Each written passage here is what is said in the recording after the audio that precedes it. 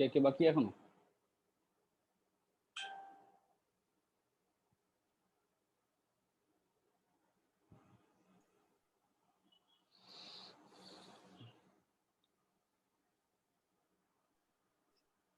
Good morning, sir. Good morning.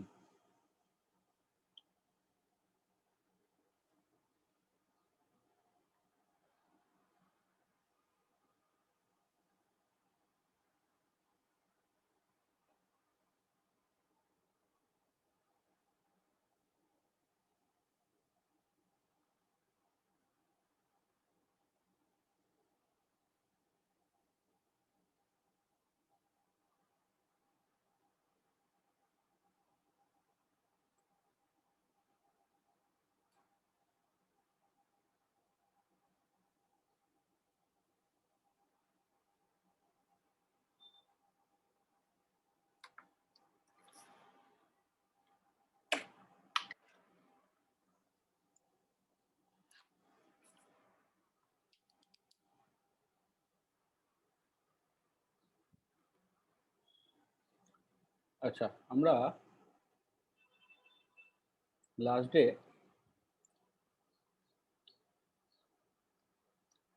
Combination of সেলটাকে শেষ করেছিলাম, তাই তো?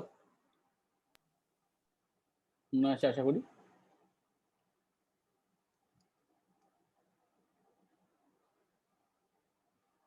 Combination of cell, combination of সেলের মধ্যে series combination, parallel combination, mix combination, তাদের কিভাবে রেজিস্ট্যান্স ডিপেন্ড করে, তার ভোল্টেজ কিভাবে ডিপেন্ড করে, এই জায়গাগুলো করেছি বা এদের অঙ্কগুলোও করেছি।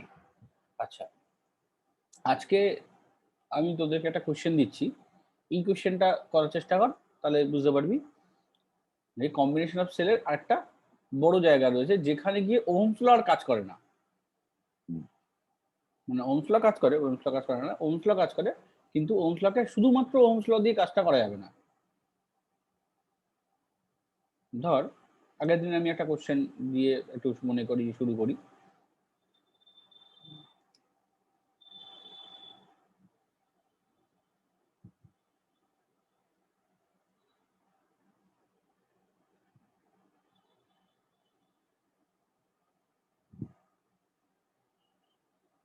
এটা ধর 10 ভোল্ট, এটা 2 ভোল্ট, এদিকে হচ্ছে 4 ওহম, এদিকে হচ্ছে 4 ওহম। তাহলে কারেন্ট কত ফ্লো হবে?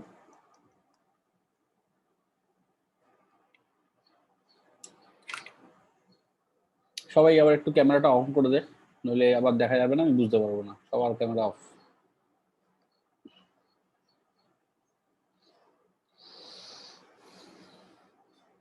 এইটার ক্ষেত্রে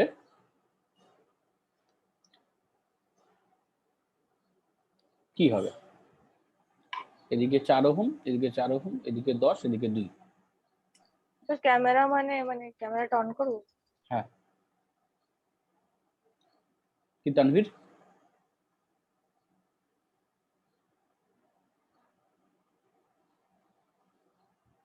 তানভীর ট্রাই কর।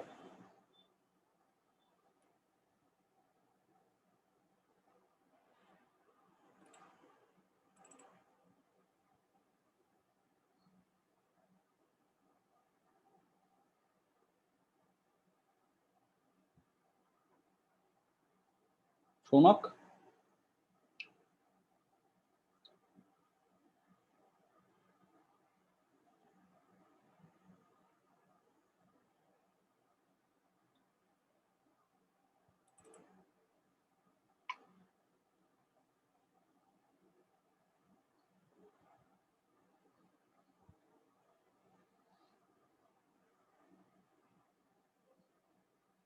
এক মিনিট একটু দাঁড়ান।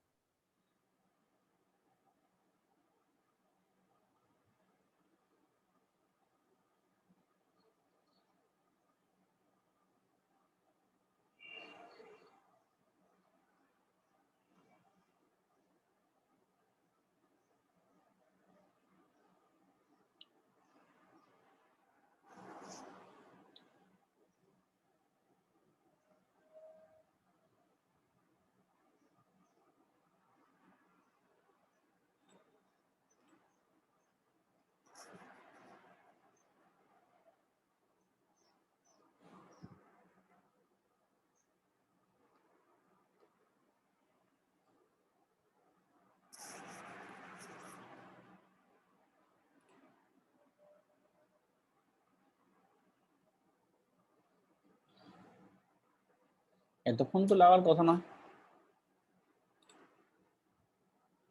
কারেন্ট ইকুয়ালস টু কি হয়, ইএমএফ বাই রেজিস্ট্যান্স, তাই তো? এবার এখানে ইন্টারনাল রেজিস্ট্যান্স কিছু নেই, ইএমএফ কত? 8. ইএমএফ হচ্ছে 8। কি করে বুঝলাম? কারণ এই 10 ওহম, 10 ভোল্ট আর 2 ভোল্ট, এটা দুজন দেখ অপোজিট সাইড লেগে আছে। যদি পরপর লেগে থাকতো,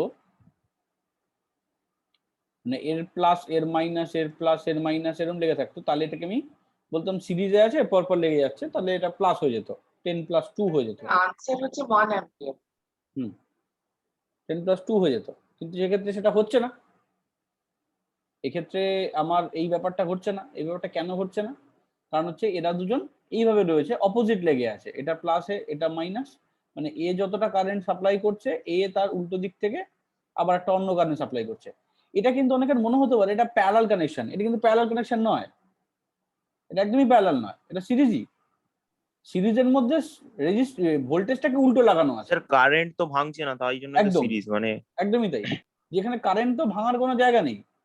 সিরিজ প্যারালাল কানেকশন এবং সিরিজ কানেকশন বোঝার সবচেয়ে বড় উপায় হলো কারেন্ট ভাঙছে কি ভাঙছে না। যদি কোথাও জাংশন থাকে যেখানে কারেন্ট ভাঙছে, সেখানে বুঝবো যে ওরা প্যারালালে আছে। তাহলে এটা হলো 10 - 2। আগের দিন তো এই অঙ্কটা করলাম, এই বাকিটা একদম চুপ কেন? হ্যাঁ স্যার শুনছি। না শুনছি না, পারা যাচ্ছে না কেন? এটা তো সবার অ্যান্সার 1 অ্যাম্পিয়ার বলে দেওয়া দাদা। এটা তো লাস্ট দিন আমি একদম এই এক্সাক্ট এই কোশ্চেন দিয়েছিলাম।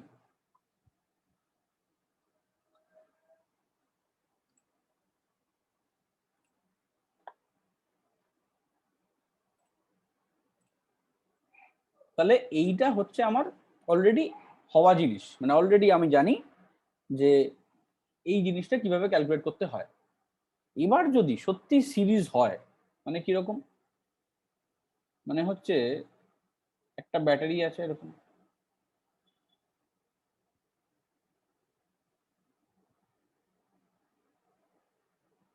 এই রেজিস্ট্যান্স,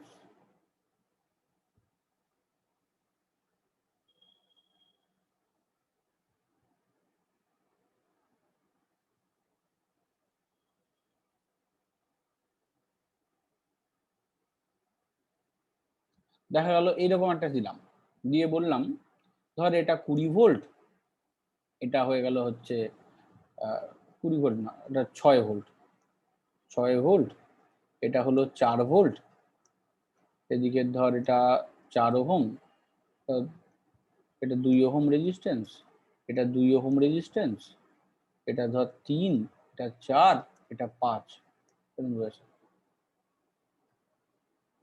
এবার কি করবি?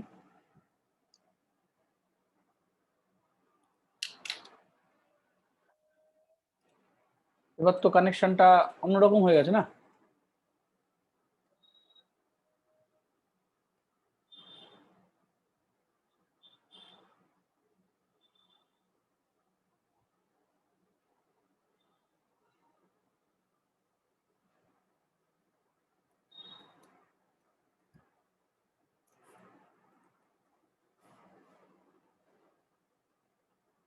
বোঝা গেল কথাটা? স্যার এই ক্ষেত্রে দুটো লুপ ধরে নিতে হবে কি? মানে একদম। এক্ষেত্রে আমাকে তখন এইটুকু মানে বোঝার জিনিস এখান থেকে, যে এক্ষেত্রে আমি আর আগের মতন ক্যালকুলেট করতে পারবো না একে। এতক্ষণ যেভাবে আমি প্লাস মাইনাস করে দিচ্ছিলাম, জাস্ট এইদিকে ভোল্টেজ -4 করে দিচ্ছিলাম, 6 - 4 2 ভোল্ট করে দিচ্ছিলাম, এটা আমি করতে পারবো না। কারণ এরা দুজন কিন্তু আর সিরিজে নেই, কারেন্ট ভাঙা শুরু হয়েছে। আমি যদি ঠিক করে দেখি, এখানে I1 আর এখানে I2, এখানে দুটো আলাদা আলাদা কারেন্ট আছে, এবং এই কারেন্ট দুটো এখানে এসে জুড়ছে, I1 + I2 হচ্ছে। তাহলে এইখানে আমাকে কি করতে হবে? ওখানে নতুন রুলস জানতে হবে, নতুন ফর্মুলা জানতে হবে। এইখানে আসে হচ্ছে কারশফ ল।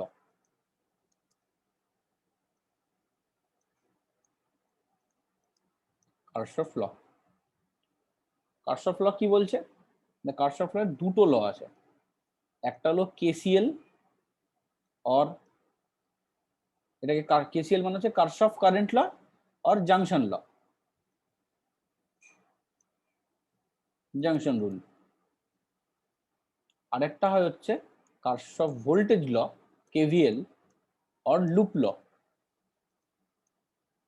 Loop rule. বোঝা গেল? এই দুটো আমাদের, এছাড়াও কারশফের অনেক ল আছে, কিন্তু এই দুটো আমাদের সিলেবাসে আছে এবং এই দুটো দিয়ে আমরা এই সার্কিটটাকে অ্যানালাইসিস করব, যে এই সার্কিটে কারেন্ট কত যাচ্ছে, ভোল্টেজ কত হচ্ছে, প্রত্যেকটা রেজিস্ট্যান্সের অ্যাক্রসে ভোল্টেজ কত, এইটা আমরা এই দুটোর হেল্প নিয়ে করব। তার মধ্যে ফার্স্ট ল কি বলছে, কারশফ কারেন্ট ল লিখে পাশে একটু লিখে নে, লেখ অ্যালজেব্রিক সামেশন বা algebraic sum of inward and outward current.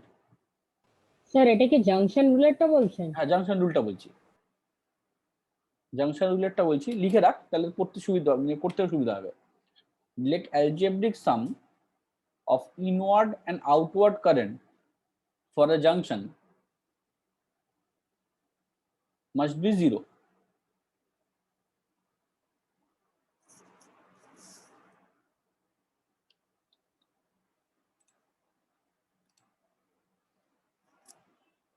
Of inward and outward current For a junction, for So a must be junction 0 to. must be 0.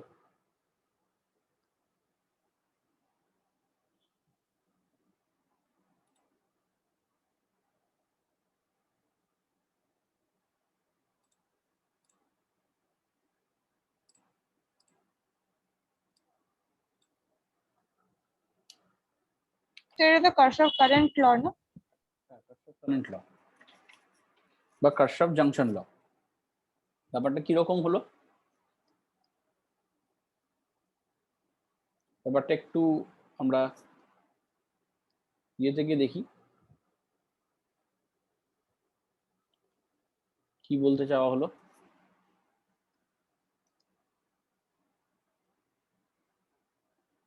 বলা হলো যে ধর একটা এটা জাংশন, কোন একটা পয়েন্ট, এবার এই পয়েন্টের মধ্যে এরকম একটা তার আসছে, এরকম একটা তার যাচ্ছে, আবার এরকম তার দিয়ে কারেন্ট বের হচ্ছে। এবার এই কারশফ ইয়ে ল যেটা লিখেছিস, লটা যেখানে লিখেছিস ওখানে লেখ কনভেনশন, এরকম ভাবে কনভেনশন লিখে দেয়। কনভেনশন হচ্ছে ইনওয়ার্ড কারেন্ট যদি হবে কোনো জাংশনের দিকে, মানে toward junction, inward current toward junction বা টুয়ার্ড জাংশন যদি হয়, তাহলে সেটা হবে হচ্ছে পজিটিভ কারেন্ট। আর যদি জাংশন থেকে বেরিয়ে যায় আউটওয়ার্ড, যেটা outward from the junction, away from the junction, সেটা হবে নেগেটিভ কারেন্ট। তাহলে এখানে যদি আমার এইরকম পিকচার হয়, এটা I1, এটা I2, এটা I3, এটা I4, এটা I5, তাহলে কি হবে, ইনওয়ার্ড কারেন্ট কে কে I1 plus I2, outward current কে কে minus I3 minus I4 minus I5, এটা 0। মানে I1 plus I2 equals to হলো I3 plus I4 plus I5। বুঝা গেল?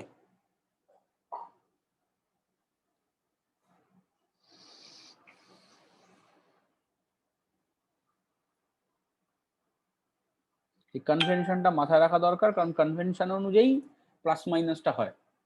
যদি কোথাও দেখিস প্লাস কারেন্ট বেরোচ্ছে, বুঝবি ওটা জাংশন থেকে, মানে জাংশনের দিকে যাচ্ছে। যদি দেখিস মাইনাস কারেন্ট বেরোচ্ছে, তুই সলভ করলি, সলভ করে অ্যান্সারটা মাইনাসে বেরোলো, মানে হচ্ছে ও নেগেটিভে বেরোচ্ছে, বাইরের দিকে বেরিয়ে আসছে।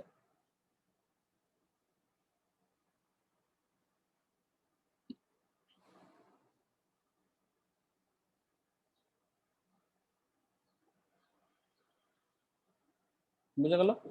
এটা হলো কারশফ কারেন্ট ল, কেসিএল। এবার আসি হচ্ছে কারশফ ভোল্টেজ ল বা লুপ রুল, যেটা লুপ। স্যার একটু আগের পেজে যান, ওইটা একটুখানি বাকি ছিল। স্যার একটু আগের পেজে যেতে পারবেন?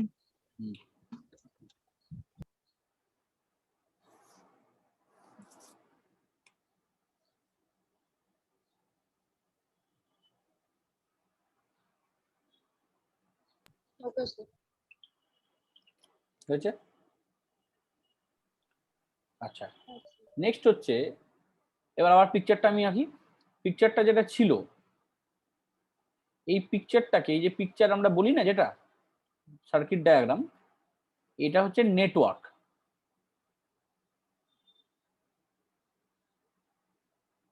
ধর 2 2 3 4 5 এরকম ছিল তো, এদিকে 6 ভোল্ট, এদিকে 4 ভোল্ট, এরকম তো দিয়েছিলাম। Ohm ohm ohm ohm. তাহলে এই যে এক একটাই নেটওয়ার্ক গুলো, নেটওয়ার্ক, এটা যে পুরোটা হচ্ছে সার্কিটটা হচ্ছে নেটওয়ার্ক। এই নেটওয়ার্কের মধ্যে এইগুলো হচ্ছে এক একটা করে লুপ। মানে ধর এটা এ, এটা বি, সি, ডি, তাহলে এ বি সি ডি এ, এটা একটা লুপ, 1 নম্বর লুপ। 2 নম্বর লুপ ধর ই এফ, মানে কি দাঁড়ালো, বি ই এফ সি, এটা একটা লুপ। বোঝা গেল? এইভাবে লুপ ধরা যায় দুটো। ইভেন 3 নম্বর লুপও ধরা যায়, এ ই এফ ডি, এই লুপটাও ধরা যায়, কিন্তু এই লুপটা আমাদের খুব একটা কাজে লাগে না। এ ই এফ ডি, এই লুপটাও ধরা যায়, বুঝতে পেরেছিস? কিন্তু খুব বেশি কাজে লাগে না, এটা আমরা এই দুটো দিয়েই সলভ করে ফেলি, আমাদের থার্ড লুপটা লাগে না সাধারণত। কি করে করব, সলভটা কি, লুপ ল কি বলছে? আচ্ছা, সব পাড়াতে কমপ্লিট করিনি। A B C D A, B C D, B E F C B, আবার এটা হচ্ছে এ। ঠিক আছে, পুরোটাকে কমপ্লিট করতে হবে।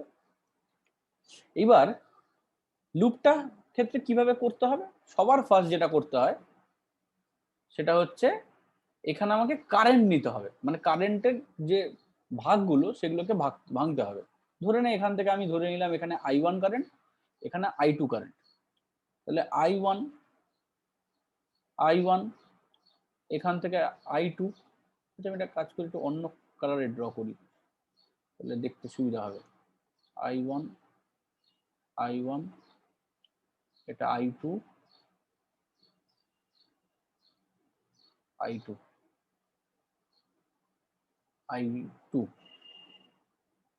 এখানে এসে তাহলে কি হবে, এইখানে দেখ জাংশন হয়ে গেছে, তাহলে অ্যাকর্ডিং টু জাংশন এটা I1 প্লাস I2 হয়ে যাবে।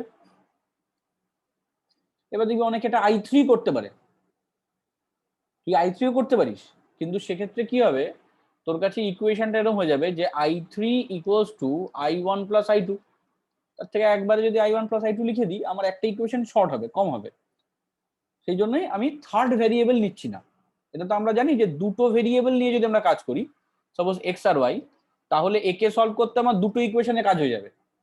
কিন্তু যদি আমি এক্স ওয়াই জেড তিনটে ভেরিয়েবল নিয়ে নিই, তাহলে আমার তিনটে ইকুয়েশন লাগবে, তাই না? সেই জন্য আমরা বেকার এটা করছি না, আমরা দুটো ভেরিয়েবল রাখছি, I1 I2, থার্ড ভেরিয়েবল নিচ্ছি না। যদি কোথাও থার্ড ভেরিয়েবল নিতে হয় নেব, অসুবিধা নেই। বোঝা গেল? যদি কোথাও থার্ড ভেরিয়েবল নিতে হয় তাহলে সেটাও নেব। আচ্ছা, এবার I1 প্লাস I2 এরকম যাচ্ছে, তাহলে এখানে গিয়ে আবার ভাঙবে। এটা কি ভাঙবে, দেখ এদিকে তো I2 ঘুরছিল, তাহলে অবভিয়াসলি I2ই ভাঙবে, আর এদিকে I1 ঘুরছিল, মানে এখানে I1 ভাঙবে, তাহলে I1 এরকম ঘুরে চলে গেল, I2 আবার এরকম ঘুরে চলে গেল। তাহলে কারেন্ট ভাঙাটা সবার কাছে পরিষ্কার, দেখে নে। Yes sir. এবার হচ্ছে কারশফ ভোল্টেজ ল কি বলছে, যেমন কারেন্ট ল কি বলছে, বলছে algebraic sum of inward current and outward current must be zero, এটাই তো বলেছে। এইবার এখানে বলছে যে potential of any loop, algebraic summation of potential of any loop must be zero. কি বললেন আরেকবার একটু বলুন। algebraic sum, like algebraic sum of a loop, sorry, algebraic summation of potential, algebraic sum of potential in a loop must be zero.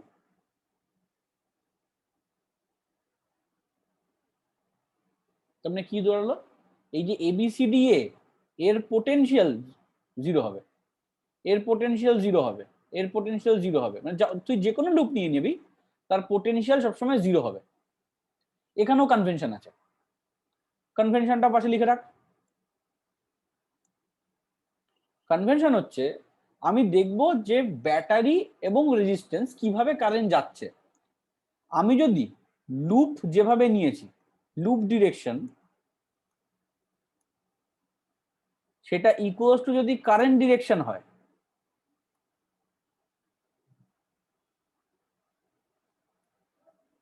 তাহলে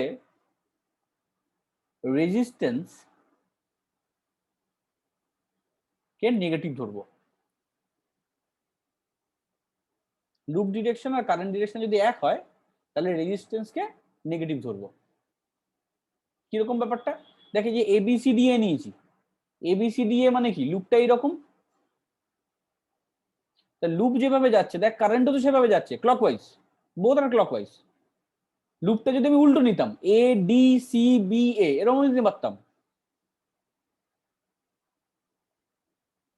আমি যদি লুপটাকে এরকম নিতাম তাহলে কি হতো, তাহলে উল্টো হতো। তাহলে সেক্ষেত্রে দেখ কারেন্ট যেদিকে যাচ্ছে লুপটার উল্টো দিকে যাচ্ছে। বোঝা গেল কথাটা? তাহলে আমি যেভাবে লুপ নেব সেইটা ফলো করব, যে আমি কিভাবে লুপটা নিয়েছি আর কারেন্ট কিভাবে যাচ্ছে।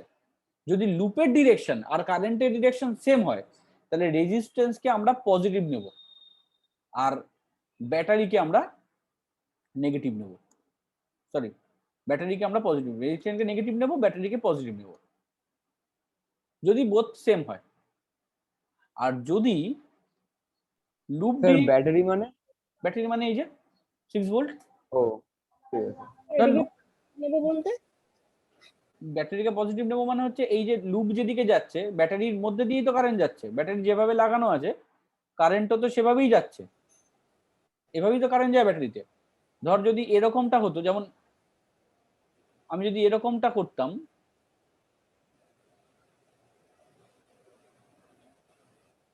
এটা হতো, তাহলে এটা নেগেটিভ হতো ব্যাটারিটা, এই ব্যাটারিটা পজিটিভ হতো। বোঝা গেল? এই ডাইরেকশনটা লুপের ডাইরেকশন বলছি আমি, কিন্তু লুপটাকে ফলো কর। এই যে হলুদ রঙের লুপটা যাচ্ছে, লুপটা যাওয়ার পথে ব্যাটারি কারেন্টের সাথে সাথে যাচ্ছে। তুই ধরে নে এইদিকে এরকম ক্লকওয়াইজ লুপ নিলাম, এবার দেখ তো ব্যাটারি বরাবর যাচ্ছে কি?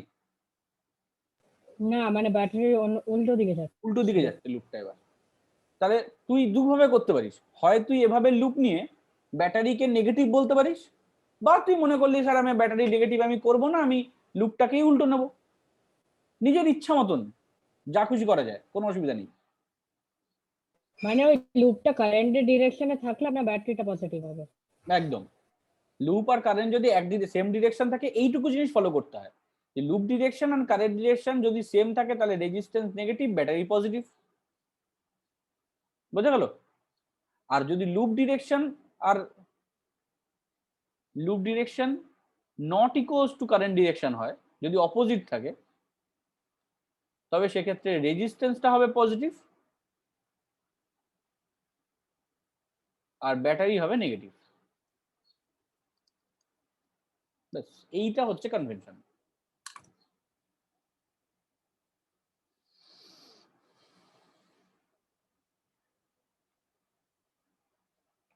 অধরা বুঝতে পারছিস? হ্যাঁ স্যার।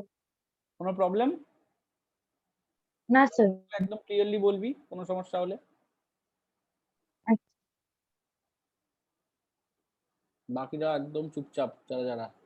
বৃন্দাবন, তোর তো কথাই কতদিন আমি শুনিনি। বৃন্দাবন আছিস? এই তো আছে।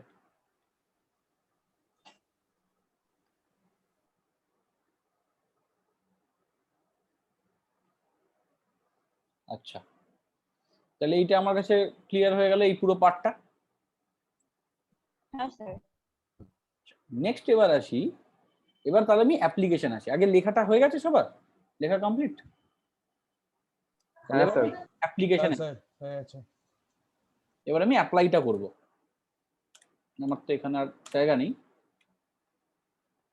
এগুলো মুছে দিই। কনভেনশন আমার দরকার নেই আর। আমি দুটো লুপ নিয়ে কাজ করব, এই উপরের দুটো লুপ। তাহলে ফার্স্ট লুপ কি বলছে না, ফার্স্ট লুপ বলছে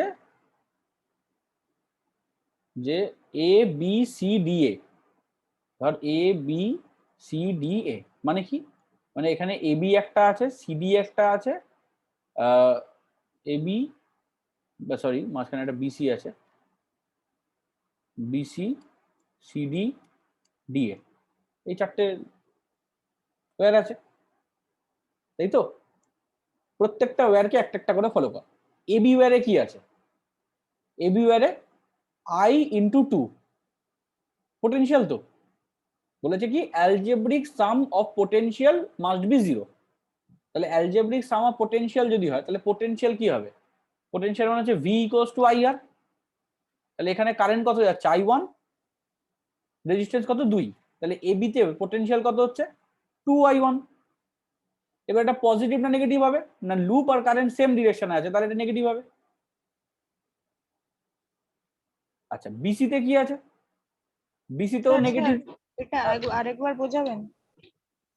আমি কি বলেছি, আমার তোর কার্শফের লটা কি বলছে?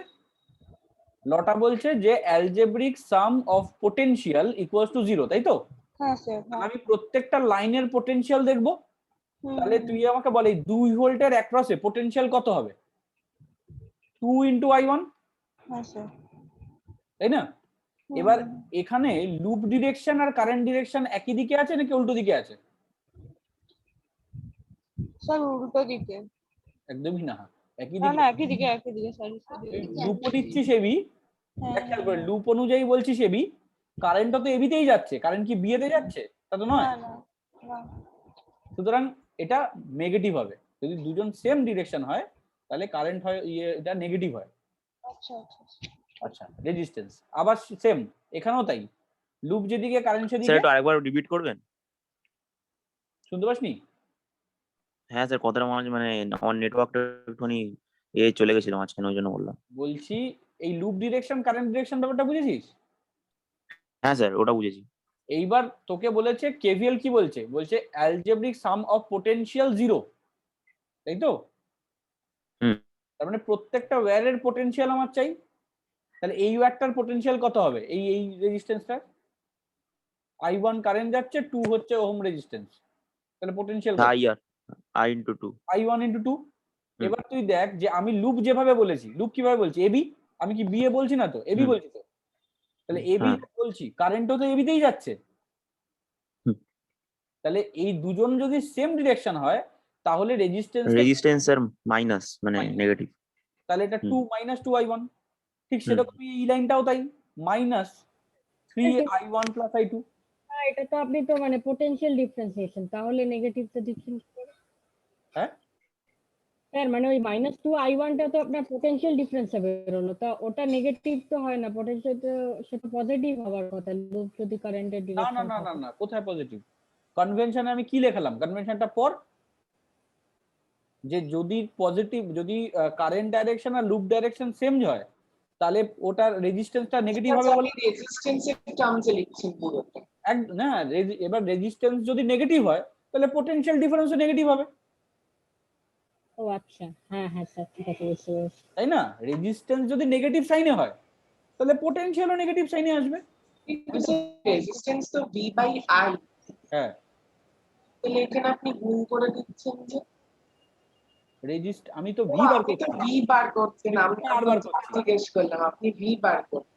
আমি তো ভি বার করছি, আমি তো আই বার করছি না, বার করছি না। বোঝা গেল? আচ্ছা, সিডি তে কি আছে বল? তাহলে সিডিতে I1 × 2, তাহলে -2I1। ডিএ তে কি আছে? 6 ভোল্ট, একমাত্র এই আছে পজিটিভ, = 0। বোঝা গেল? স্যার এই 6 ভোল্টের জায়গাটা ওই সেকেন্ড যেটা লিখিয়েছেন ওটা ফলো করুন। হ্যাঁ, সেকেন্ড মানে না, সেকেন্ড কেন? ফার্স্ট মানে এরই ব্যাটারি লুপ পজিটিভ ডিরেকশন, যেটা ব্যাটারি বলছি। সেকেন্ড কেসটা না, ফার্স্ট কেসটারই সেকেন্ড লাইনটা, মানে যেখানে battery loop direction current direction same হলে ব্যাটারি পজিটিভ। ওই জন্য আপনি এখানে মানে ওই ভোল্টেজটা পজিটিভ করলেন। হ্যাঁ, ভোল্টেজটাকে পজিটিভ করলাম। বোঝা গেল ব্যাপারটা? আরেকটা লুপ নিই তাহলেই তুই বুঝে যাবি, আরেকটা লুপ নিলেই সবাই বুঝে যাবি। এই লুপটার ক্ষেত্রে দেখ, আমি আবার এরকম লুপ নিলাম যেটা B C F E B, B C sorry BE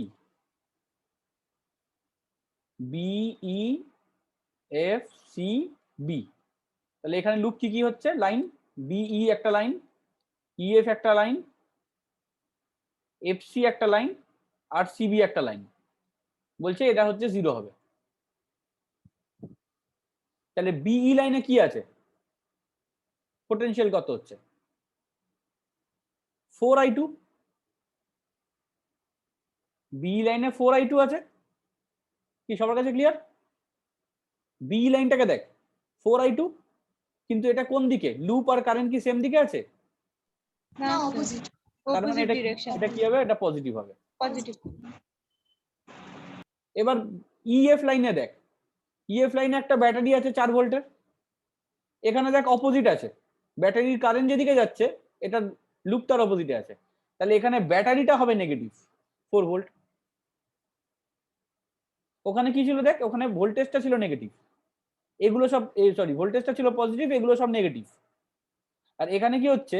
resistance গুলো নেগেটিভ, রেজিস্ট্যান্স গুলো পজিটিভ হচ্ছে, ভোল্টেজটা হবে নেগেটিভ, ব্যাটারিটা নেগেটিভ।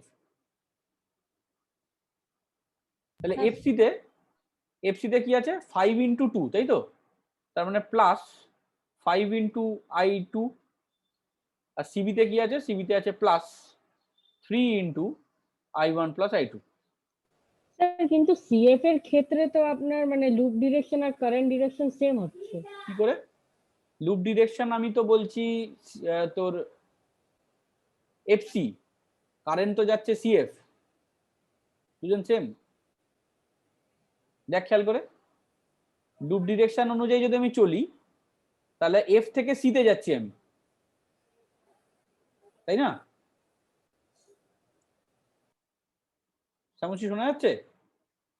হ্যাঁ স্যার শোনা যাচ্ছে। বুঝতে পেরেছিস কথাটা?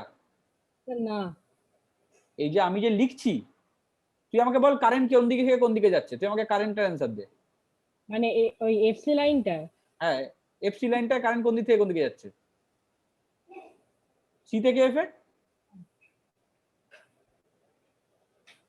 সি থেকে এফ এ যাচ্ছে তো।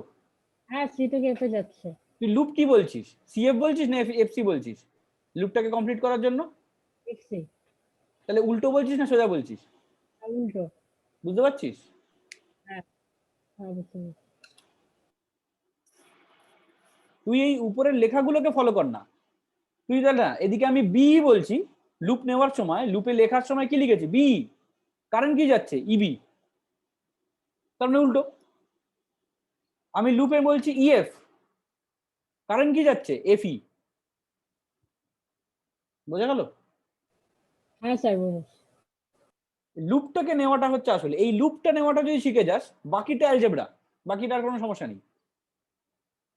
এই লুপ নিয়ে এই ইকুয়েশন দুটো বানানোই হচ্ছে আসল। তাহলে এবার এখান থেকে ইকুয়েশনটাকে ফর্ম করি, 6টাকে এক পাশে রেখে বাকিগুলোকে এই পাশে নিয়ে চলে যাই। তাহলে দেখ 2i1, এখানে 3i1, এখানে 2i1, মানে 3 2 5 আর 2 7, তাহলে 7i1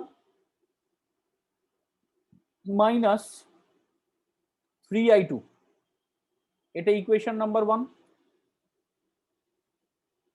আর এইখানে বলছে 4i2 5i2 মানে 9, 9 এর সাথে 3 মানে 12i2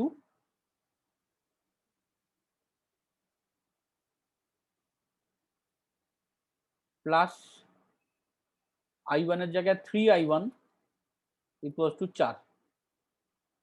এটা ইকুয়েশন নাম্বার 2। এবার এই দুটো ইকুয়েশনকে আমায় সলভ করতে হবে। আচ্ছা, এটা প্লাস হবে। স্যার ওটাতে সাইন হুম,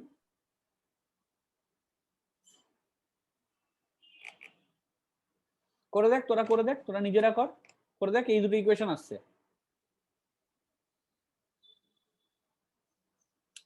তোরা নিজেদের মতন ক্যালকুলেট কর, করে দেখ এই দুটো ইকুয়েশন আসছে। এবার যেভাবে সলভ করে এটাকে ইন্টু 4, তাহলে এটা 21i1 প্লাস 12i2, এটা 24 মাইনাস মাইনাস মাইনাস, তাহলে এটা হয়ে গেল হচ্ছে 21 থেকে 3 গেলে হচ্ছে 19, 18, i1 ইকুয়ালস টু হচ্ছে 20, i1 ইকুয়ালস টু হচ্ছে 20/18, মানে 10/9 অ্যাম্পিয়ার।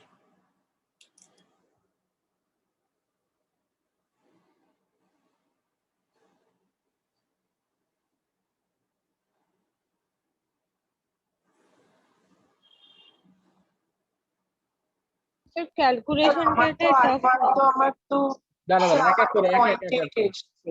এক এক করে কি হয়েছে? সৌনক কি বলছিস বল? আমি বললাম আমার I1 তো 0.8 এসছে। কি করে তোর ইকুয়েশন দুটো এটাই এসছে? হ্যাঁ সেম।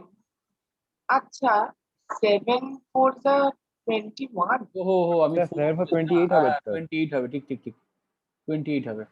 তো অ্যানসার তো 4/5 আসছে আমার। এটা 25 হবে। হ্যাঁ হ্যাঁ 4/5, 0.8। হ্যাঁ স্যার ওটাই বলছিলাম আমি। এটা 25 হবে আর এটা হচ্ছে 25, তাহলে এটা হয়ে যাচ্ছে হচ্ছে 4/5, ঠিক 4/5 অ্যাম্পিয়ার, মানে 0.8 অ্যাম্পিয়ার। আর পরেরটা 0.134। ঠিক আছে।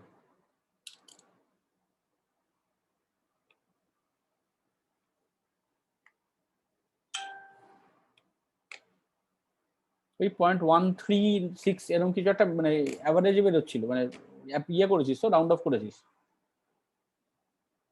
হ্যাঁ ওটা অ্যাকচুয়ালি 2/15 এসছে।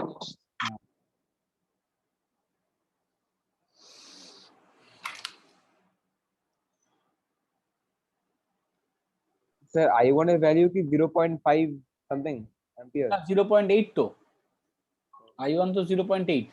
এই যে দেখ তো স্যার মানে I2 মানে নেক্সট i2 হচ্ছে না, ওটা না, i2 হচ্ছে এই তো, এখানে দেখ না, এদিকে 6 তো, তাহলে 6 মাইনাস 7 ইন্টু 0.3 মানে হচ্ছে 5.6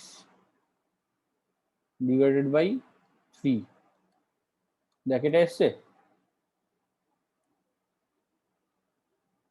0.8 যদি হয়ে যায় i1, তাহলে 7 ইন্টু 0.8 কত হচ্ছে? 5.6, তাহলে 6 মাইনাস 5.6 0.4/3,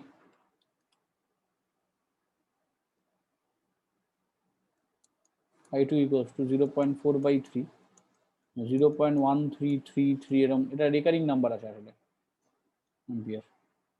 0.1।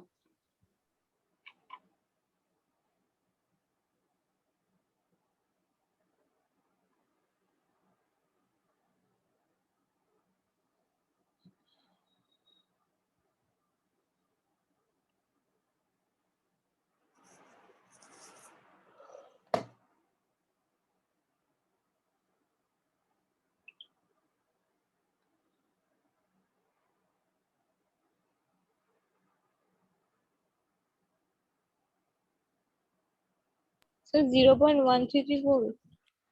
0.133 অ্যাম্পিয়ার। ও সরি সরি অ্যাম্পিয়ার। স্যার আমরা যে I এর ভ্যালু বের করলাম 0.8, ওটা I1 না I2? ওটা i1। হ্যাঁ তাহলে i2 এর জায়গায় যদি এই ইকুয়েশনটা পুট করি, তাহলে 6 minus 7 into 0.8 divide by 3, first ইকুয়েশনটাতে পুট কর। স্যার আমি তো I1 I2 এ ভুলে গেছিলাম, ঠিক হয়ে গেছে। এইখানে প্রচুর স্টেজে ভুল হওয়ার চান্স আছে, i1 একটু গুলিয়ে যেতে পারে, এই লুপ ধরা বেশ মেইন প্রবলেম হচ্ছে, লুপটাতে নিয়ে প্রবলেম হয়।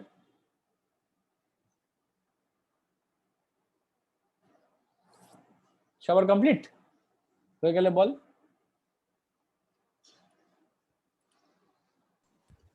স্যার হয়ে গেছে।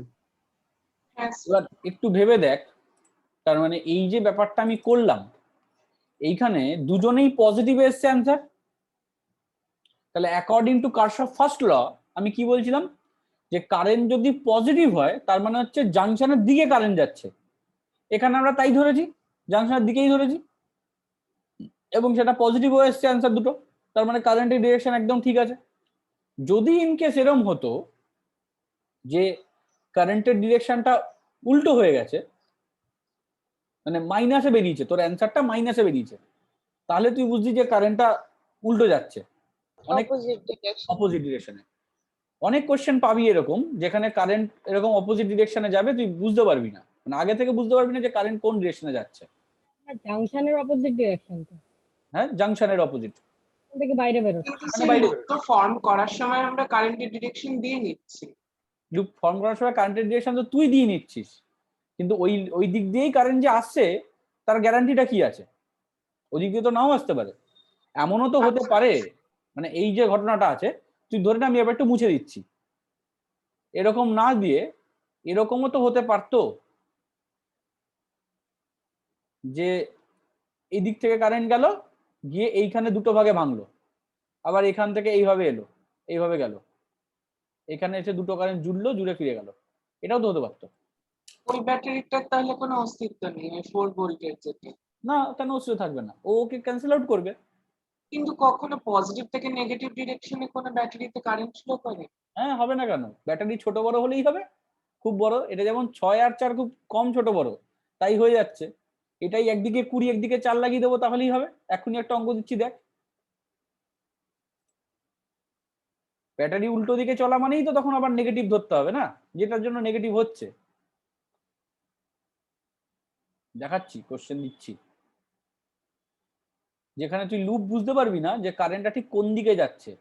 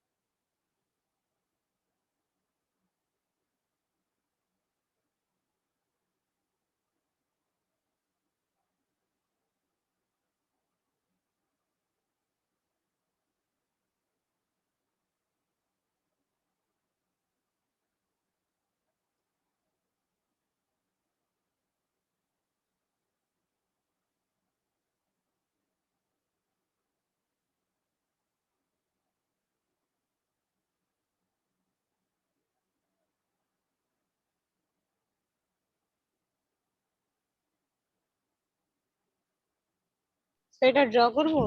হ্যাঁ, এই ড্রটা এরকম তুই তো আর এভাবে করা করবি না, মাঝে এখানগুলো ফাঁকা দেখে ড্রটা কর, এখানে রেজিস্ট্যান্স ঢুকবে।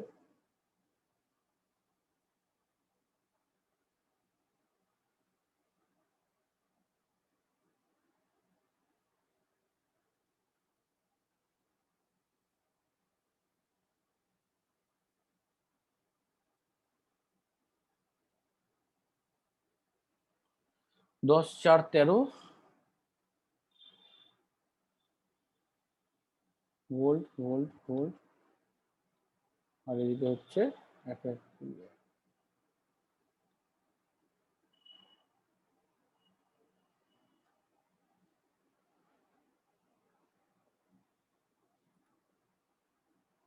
এবার এটা তো স্পষ্ট যেটা ক্লোজ লুপ। সোনককে বলছি, সোনক, হ্যাঁ স্যার। তাহলে 3টে থেকেই কারেন্ট বেরোচ্ছে, এটা তো সম্ভব না, 3টে থেকে কারেন্ট বেরিয়ে যাবে কোথায়? ধর এরকম 3টে থেকে কারেন্ট বেরোলো, এরম বেরোলো, এখান থেকে এরম বেরোলো, এখান থেকে বেরোলো, বেরিয়ে এখানে কি হবে, জমে যাবে? তা তো হতে পারে না। তার মানে দিয়ে আবার এটা ঘুরে পিছন দিক দিয়ে আসবে। একদম, তার মানে এরা এই দুজন, মানে এই 10 ভোল্ট আর 13 ভোল্ট, এদের দুজনের কারেন্ট এদিক থেকে উল্টো দিক দিয়ে ঢুকবে, তো এখানে তো এই ব্যাটারিটাতে উল্টো দিক দিয়ে কারেন্ট যাচ্ছে। তুই হ্যাঁ, আমি নিয়ে সেটা বুঝতে পেরেছি, কিন্তু 4 ভোল্টে মানে হয়তো সেটা এফেক্টিভ হচ্ছে না, কিন্তু যখন আঁকবো তখন তো না, ওটা ফ্লোটা আঁকতে হবে। একদমই এফেক্টিভ হচ্ছে না, না ওটা এফেক্টিভ হবেই, ওটা তো ক্যালকুলেশনে তোকে নিতেই হবে। হ্যাঁ, সেটাই বলছি যে ওটা মাইনাস তো করতে হবে। হ্যাঁ, মাইনাস করতে হবে, ওটা তো একটা পার্ট ওরকে ক্যান্সেল আউট করছে না। যাই হোক, এটা করার চেষ্টা কর।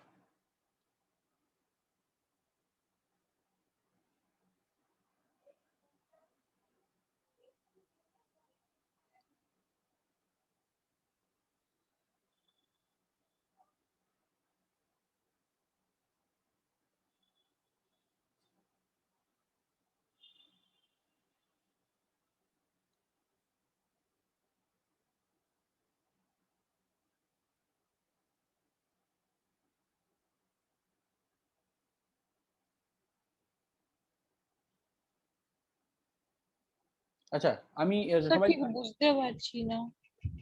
বুঝতে পারবি না তো, ক্যামেরা ট্যামেরা অফ করে ক্লাস করলে তো বোঝা যাবে না, আর আমিও বুঝতে পারবো না তুই কেন বুঝতে পারছিস না।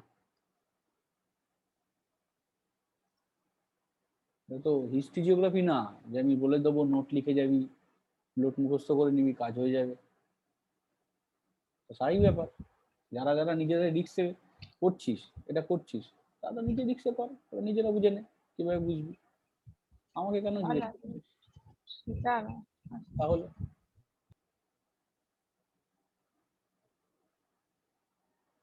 যারা বুঝতে পারছে তারা ঠিক এগোতে পারছে একটু একটু করে। কিছু জনের সমস্যাই হচ্ছে যে আমরা রুলস মানবো না, আমরা কোনো কিছু মানবো না, না মানাতেই আনন্দ। এবার একটা ব্যাপার আছে যে আমি রুলস ভাঙবো, ওটাতেই আনন্দ হয়, এটা করে লাভ নেই। হ্যাঁ বল। আর বলছি যে এই ব্যাকওয়ার্ড ফ্লোটা আরেকবার বোঝাবেন, মানে ব্যাটারি উল্টো দিকে যে ফ্লোটা। ব্যাটারি ব্যাকওয়ার্ড ফ্লো মানে হচ্ছে যে যদি আমার কারেন্ট এদিক থেকে যায়, মানে এটা তো তুই বুঝতেই পারছিস যে তিনটে দিক দিয়ে একই দিকে কারেন্ট যাওয়া সম্ভব না। যাওয়া সম্ভব কি? এদের তিনজন কারেন্ট যাচ্ছে, গিয়ে তারপর যাবে কোথায়? এই জাংশনে তিনটে কারেন্টই ইনওয়ার্ড, কোনো আউটওয়ার্ড কারেন্ট নেই, এটা তো হতে পারে না। তো তাহলে কি তিনটে কারেন্ট রিবাউন্ড হয়ে যাবে নাকি? এবার ওইটাই তো বললাম, তিনটে কারেন্ট যদি একই দিকে যায় তাহলে তিনটে কারেন্ট কি রিবাউন্ড হবে? এটা কি সম্ভব? কখনোই সম্ভব না। তার মানে তোকে এটা বুঝতে হবে যে দুটো ব্যাটারি যা কারেন্ট দিচ্ছে, থার্ড ব্যাটারি সেই কারেন্টটা অ্যাবজর্ব করে নিচ্ছে। বোঝা গেল কথাটা? তার মানে তোকে তখন কি করতে হবে, কম যেটা আছে তাকে ধরতে হবে, যে এই কম 4 ভোল্টটা কম। এটা তো স্পষ্ট যে 4 ভোল্ট থেকে ব্যাটারি কারেন্ট বেরিয়ে 10 আর 13 কে ক্যান্সেল আউট করছে, এটা কি সম্ভব? না। এটা সম্ভব না। তাহলে 4 ভোল্ট থেকে বেরিয়ে 10-13 কে ইয়ে করছে, ক্যান্সেল আউট করছে, এটা যদি সম্ভব না হয় তাহলে আমাকে কি করতে হবে? তাহলে আমাকে 10 বার 13 থেকে বেরোচ্ছে কারেন্ট, হয়ে 4-এ ঢুকছে, এটা করা সম্ভব। আবার 4 থেকে এরকম ভাবে গিয়ে 10 আর 13-তে ভেঙে যাচ্ছে। তাহলে সবার আগে এই কি বলছিস? মানে ডিরেকশনটা এরকম করে নেব, তারপরে লুপটা আগে আগে ডিরেকশন করে নিতে হয়, অঙ্ক করার আগে ডিরেকশন করতে হয়। ধরে নিলাম এটা I1, এটা I1, তাহলে এই I1 আসলো এখানে, এখান থেকে এটা হচ্ছে I2, তাহলে I2 আসলো এখানে, তাহলে এই জাংশনে এসে কি হয়ে গেল? জাংশনে এসে দুটো জুড়লো, I1 প্লাস I2, জোড়ার পর আবার এদিক থেকে হয়ে গেল। বোঝা গেল স্নেহা? বুঝতে পেরেছি এবার? হ্যাঁ স্যার বুঝতে পেরেছি।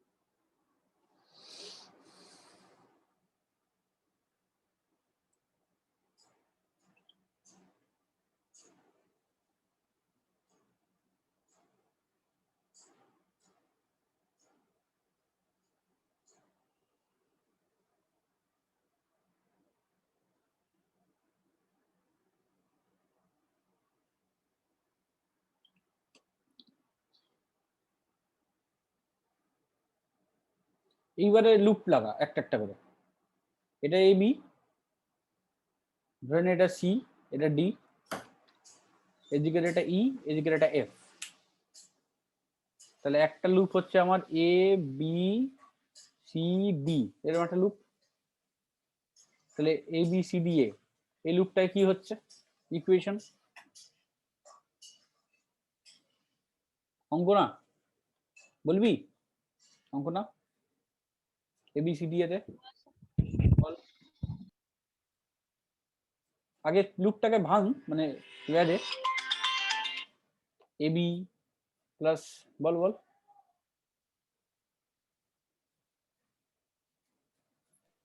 দেখতে দাও দাঁড়াও।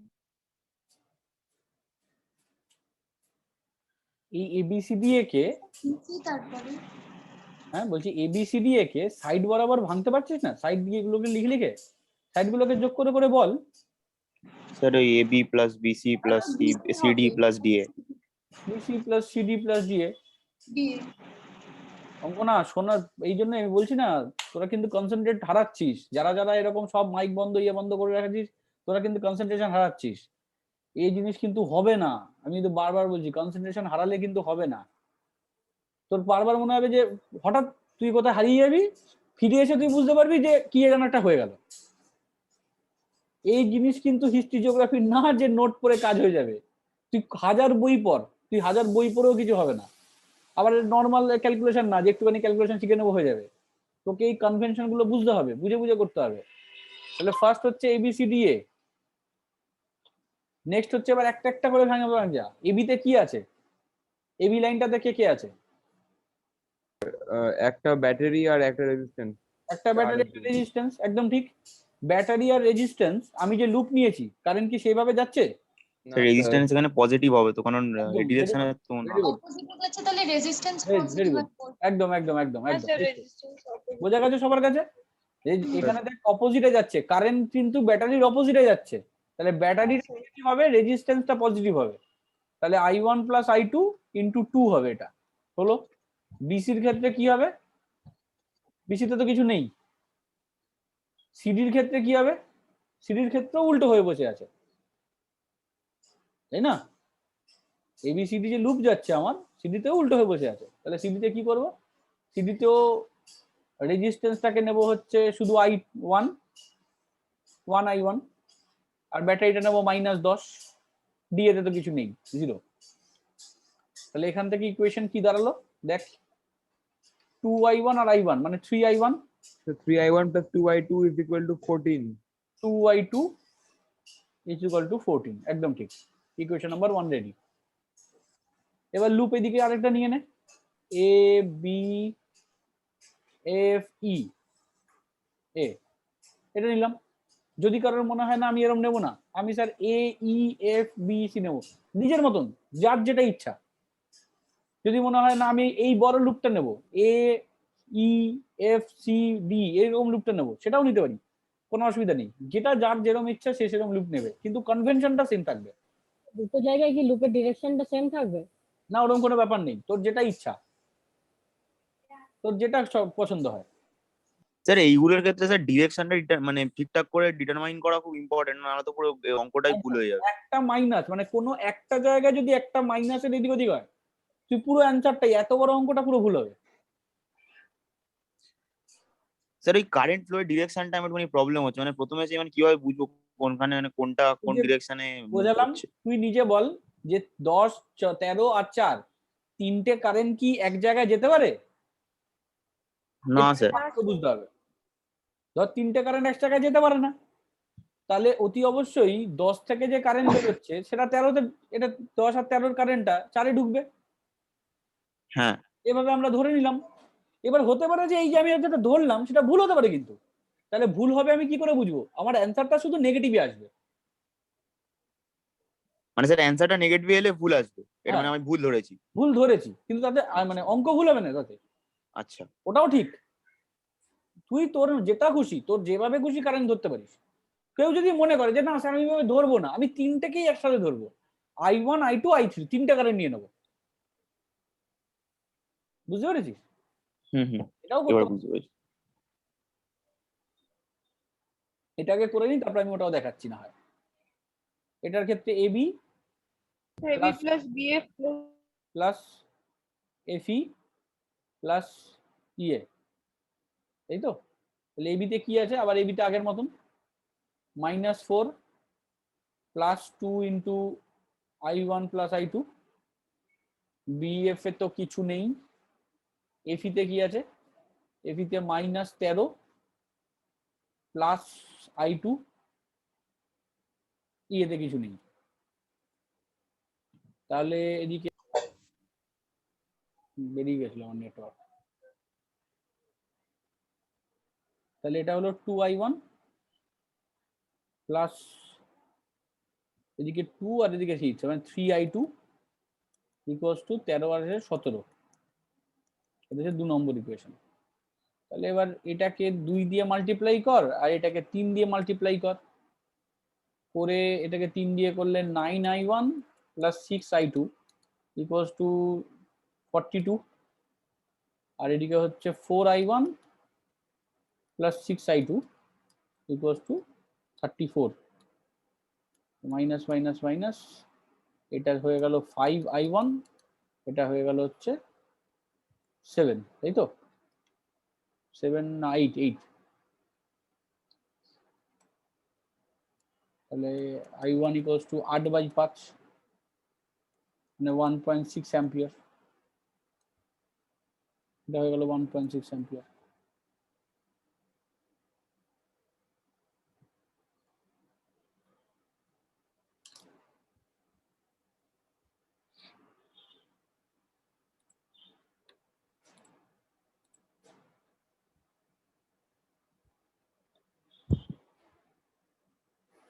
এবার এরকম করে i2 বার কর, সিমিলার।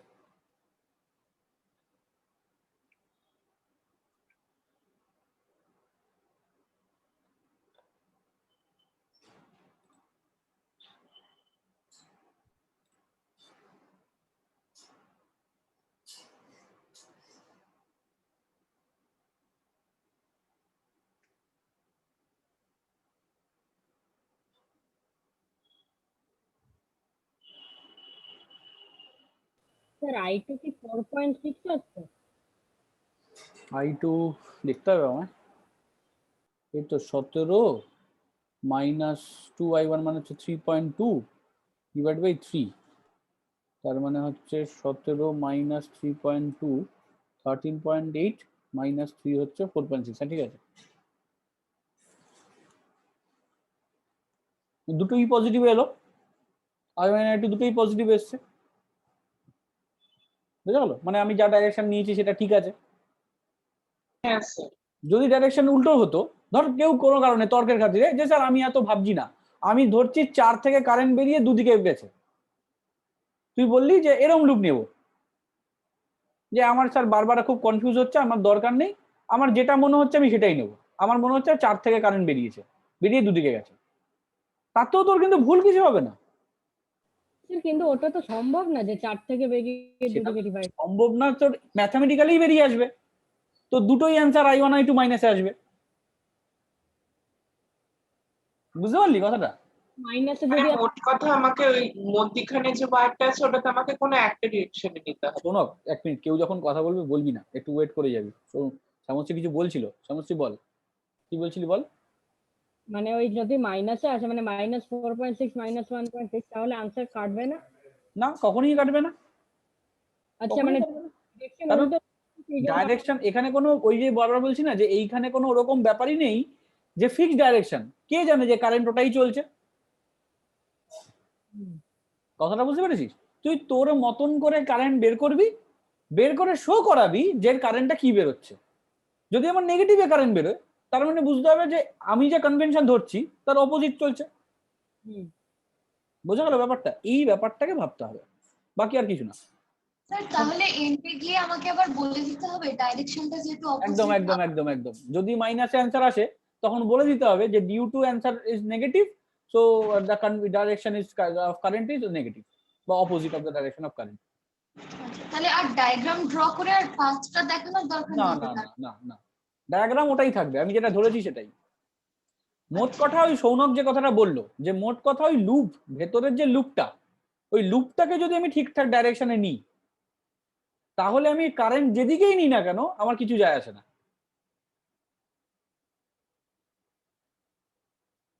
বোঝা গেল?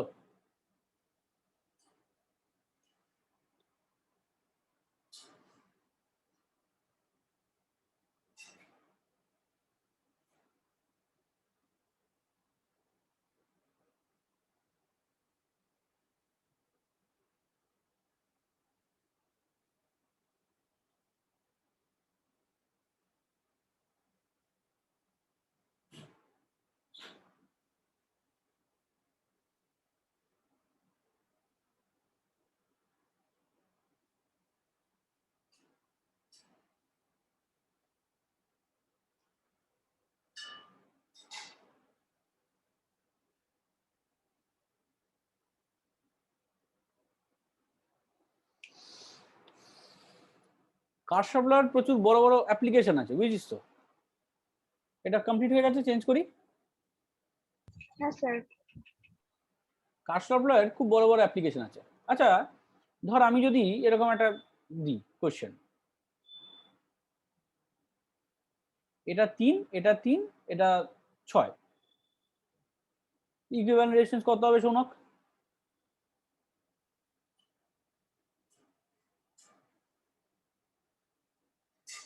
কি রে তোরা এরকম, তো বুঝতে পারলাম না, আরেকবার একটু বলুন। এটা 3, এটা 3, ইকুইভ্যালেন্ট রেজিস্ট্যান্স, তোরা সোজা তো 1/3 plus 1/3 plus 1/6 হ্যাঁ ওই না একদমই নয়। কি করে 1/3 3 plus 3 6 হ্যাঁ স্যার এই 1/3 হ্যাঁ, হবে। হ্যাঁ। কি হয় মানে যখন কঠিন জিনিস করতে থাকি সোজা জিনিসটা আর মাথা কাজ করে না। যেটা তো ক্লাস 10 এর কোশ্চেন ছিল, ক্লাস 10 এ এই দুটোকে সিরিজ করতাম, তার সাথে এটা প্যারালাল করতাম, তাহলে 3 3 এটা 6, হ্যাঁ এই যে 6 6 আর 6, তাহলে 1/6 plus 1/6 মানে এটা হচ্ছে 2/6, মানে 1/3, মানে হচ্ছে 3। এত কিছু দরকার হয় না। আমি ওটা সবটা করে ফেলেছি ভুল করে। ওটা প্যারালাল কি করে হচ্ছে? তুই যেটা বলছিস সেই অনুযায়ী হচ্ছে 3 3 6, এটা হ্যাঁ, ক্ষেত্রে হ্যাঁ, হচ্ছে। বোঝা গেল? হ্যাঁ, হ্যাঁ, যাই হোক, বুঝতে পেরেছি। এগুলি তো আমরা করতে পারি, তাহলে সিরিজ কানেকশন, প্যারালাল কানেকশন এগুলো তো আমরা করতে পারি।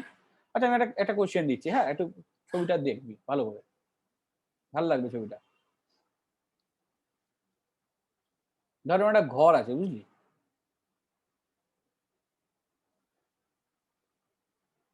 তানভীর ভালো করে দেখবি, এটা তোর জন্য।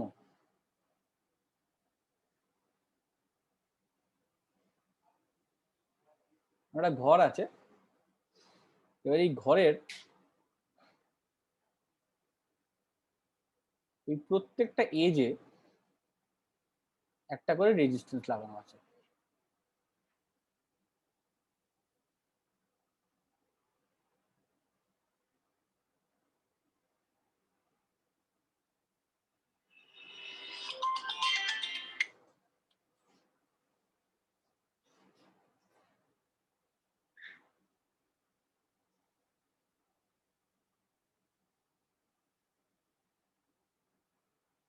যেখানে এখানে করলাম, এই প্রত্যেক জায়গায় রেজিস্ট্যান্স লাগা।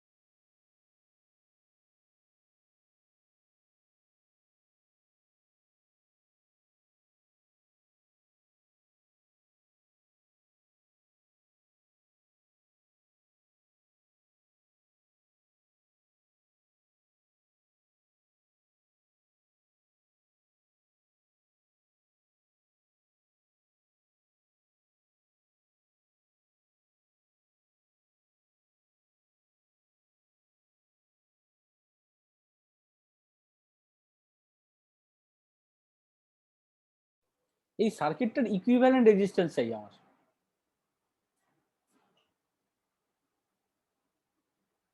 প্রত্যেকটা রেজিস্ট্যান্স আছে আর বা 6 ওহম, প্রত্যেকটা 6 ওহম করে আছে।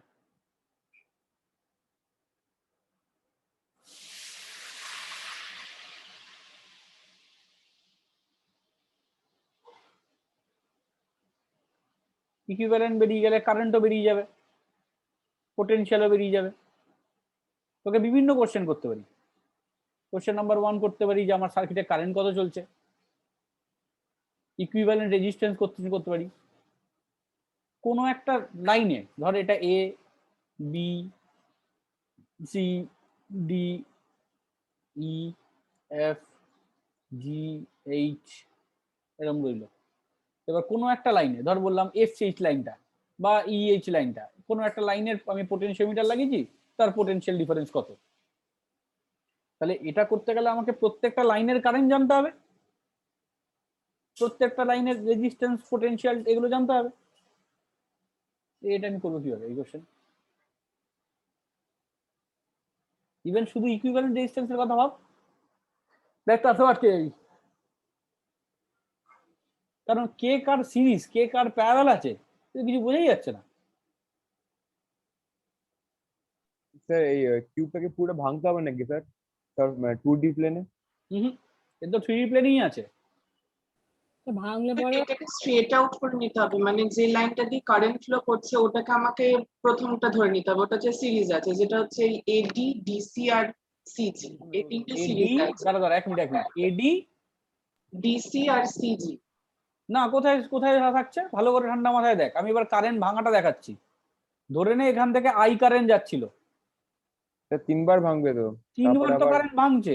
কোথাও এখানে সিরিজ দেখতে পাচ্ছিস কোথায় তুই? এখানে কারেন্ট যখন ভাঙছে এখানে 3টে জায়গায়, ধরে নে এটা I/3 I/3 I/3 করে ভাঙছে, 3টে ভাঙে। এবার এইখানে গিয়ে তুই বলছিস এটা একটা এডির সাথে ডিসি সিরিজে আছে। কোথায় সিরিজে আছে? কারেন্ট এখানে গিয়ে ভেঙে যাচ্ছে না আবার? কারেন্ট কি ভাঙলে কি করতে- কোনো সিরিজ হয়? ধর স্যার, I/3 মানে একটা ব্যাকবোন পেয়ে গেলে তারপরে সিরিজ প্যারালাল তৈরি করাটা সোজা, কিন্তু সোজা, এটাই হচ্ছে কথা। ব্যাকবোন নেই। তাহলে I/3 এখানে কি হচ্ছে, দুটো ভাগে ভেঙে যাচ্ছে। I/3 ভেঙে এটা I/6 হচ্ছে, আবার এটাও I/6 হচ্ছে। বুঝতে পারলি? বরং তোরা উল্টোটা ধরেও করতে পারিস। কেউ যদি মনে করিস 6i ধরে নেবো একবারে এখানে, তাহলে সুবিধা হবে। 6i এখানে 2i 2i 2i, এখানে কি হচ্ছে II। বুঝতে পারলি? সেটাও করতে পারিস, যেটা যা খুশি নিজের ইচ্ছা মতন। i কে 3 ভাগে ভাগ করলে I/3 হয়, 3i কে 3 ভাগে ভাগ করলে I করে হয়, যেটা ইচ্ছা তোদের সুবিধা। এবার আবার এখান থেকে দেখ খেয়াল করে, এই যে ভাগটা হচ্ছে, এই ভাগের এখান থেকে আবার যাচ্ছে, গিয়ে এইখান থেকে এটা এরকম ভাঙছে, ভেঙে এবার I/3 এখানে কত হয়েছে, I/6 হয়েছে, এখানেও I/6 হয়েছে। আবার এখান থেকে I/6 এরকম গেছে, এদিক থেকে I/6 এরকম এসছে, এটা দুটো জুড়েছে, জুড়ে এখানে I/3 হয়েছে, তাহলে এখানে I/3 গিয়ে পৌঁছেছে। আবার এখান থেকে দেখ এই I/3 যাচ্ছিল এখানে, আমার সাথে সাথে একটু চল, নইলে কিন্তু মুশকিল হবে। আমি একটু স্লো করবো কি, মানে আসতে বলবো, তাহলে সুবিধা হবে। না, আমি ঠিক আবার আছে। প্রথম থেকে বলছি, এটা যদি I হয় তাহলে এখানে 3 ভাগে ভাঙলো। যারা যারা ফলো করতে পারিসনি তাদের জন্য আবার বলছি, এখানে যদি I হয় তাহলে I 3 ভাগে ভাঙলো, I/3 I/3 I/3। এবার এরকম I/3 চলছে, দেখ কোথাও ভাঙেনি কিন্তু, I/3 এরকম চললো স্ট্রেট। আমি একটু স্পটলাইটে দেখাই এটা, হ্যাঁ ধর এই যে I/3, এই যে চলছে I/3 কারেন্ট। এবার দেখ এই জাংশনে এসে আবার দুটো ভাগে ভেঙে গেল, তাহলে কি হলো, উপরে একটা I/6 হলো, এটা একটা I/6 হলো। এবার I/6 এরকম উঠছে উপরের দিকে, আর এদিকে I/3 যে উঠলো, সেই I/3 আবার এখানে এসে দুটো ভাগে ভাঙলো, একটা I/6 হলো, এটা I/6 হলো। এদিকের I/6 আর এখান থেকে যেটা উঠেছিল I/6, এই দুটো I/6 আবার মিললো এই জাংশনে, হয়ে I/3 হলো। আবার I/3 এরকম করে এগোচ্ছে। সিমিলারলি এখানে I/6 এগোচ্ছে, এখান থেকে I/6 এগোচ্ছে, এখানে এটা I/6 এ ভেঙেছিল।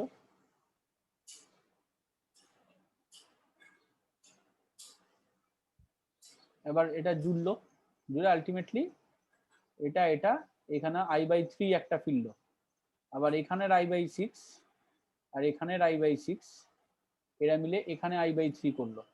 আর আলটিমেটলি দেখ এখানে 3টে I/3 জুড়েছে জি পয়েন্টে, 3টে I/3 জুড়ে এখানে I হয়ে গেছে, আবার I কারেন্ট এরকম ফিরলো।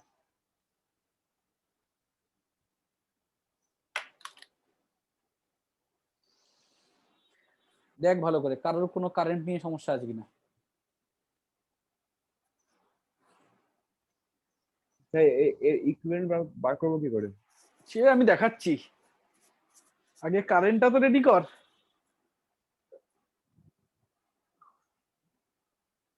সেটা কি যেই বোর্ডে কোশ্চেন নাকি স্যার? হ্যাঁ যেই বোর্ড, এটা IIT ফাইআইটির কোশ্চেন বহু পুরনো। এবার আস্তে আস্তে বিভিন্ন বই, টেক্সট বই সব জায়গাতেই থাকে। ড্র করতে হবে, হুম, ড্র করব। ড্র করবি কি বলছিস? হ্যালো, কথাটা আমি বুঝতে পারছি না। জিজ্ঞাসা করছি ড্র করব কি করব না। দেখি রে, এটা ড্র করবি না? ড্র কর, কখন থেকে দিয়েছি তো। মানে একটা জিনিস মনে রাখতে হবে যে এখান দিয়ে যেহেতু আই ঢুকছে ওখান দিয়েও আমায় আই বের করতে হবে, আর যেহেতু একদমই তাই, তিনটে পয়েন্ট আছে সেই তিনটেতেই I3 কোনোভাবে আসছে হবে একদমই তাই, একদমই তাই।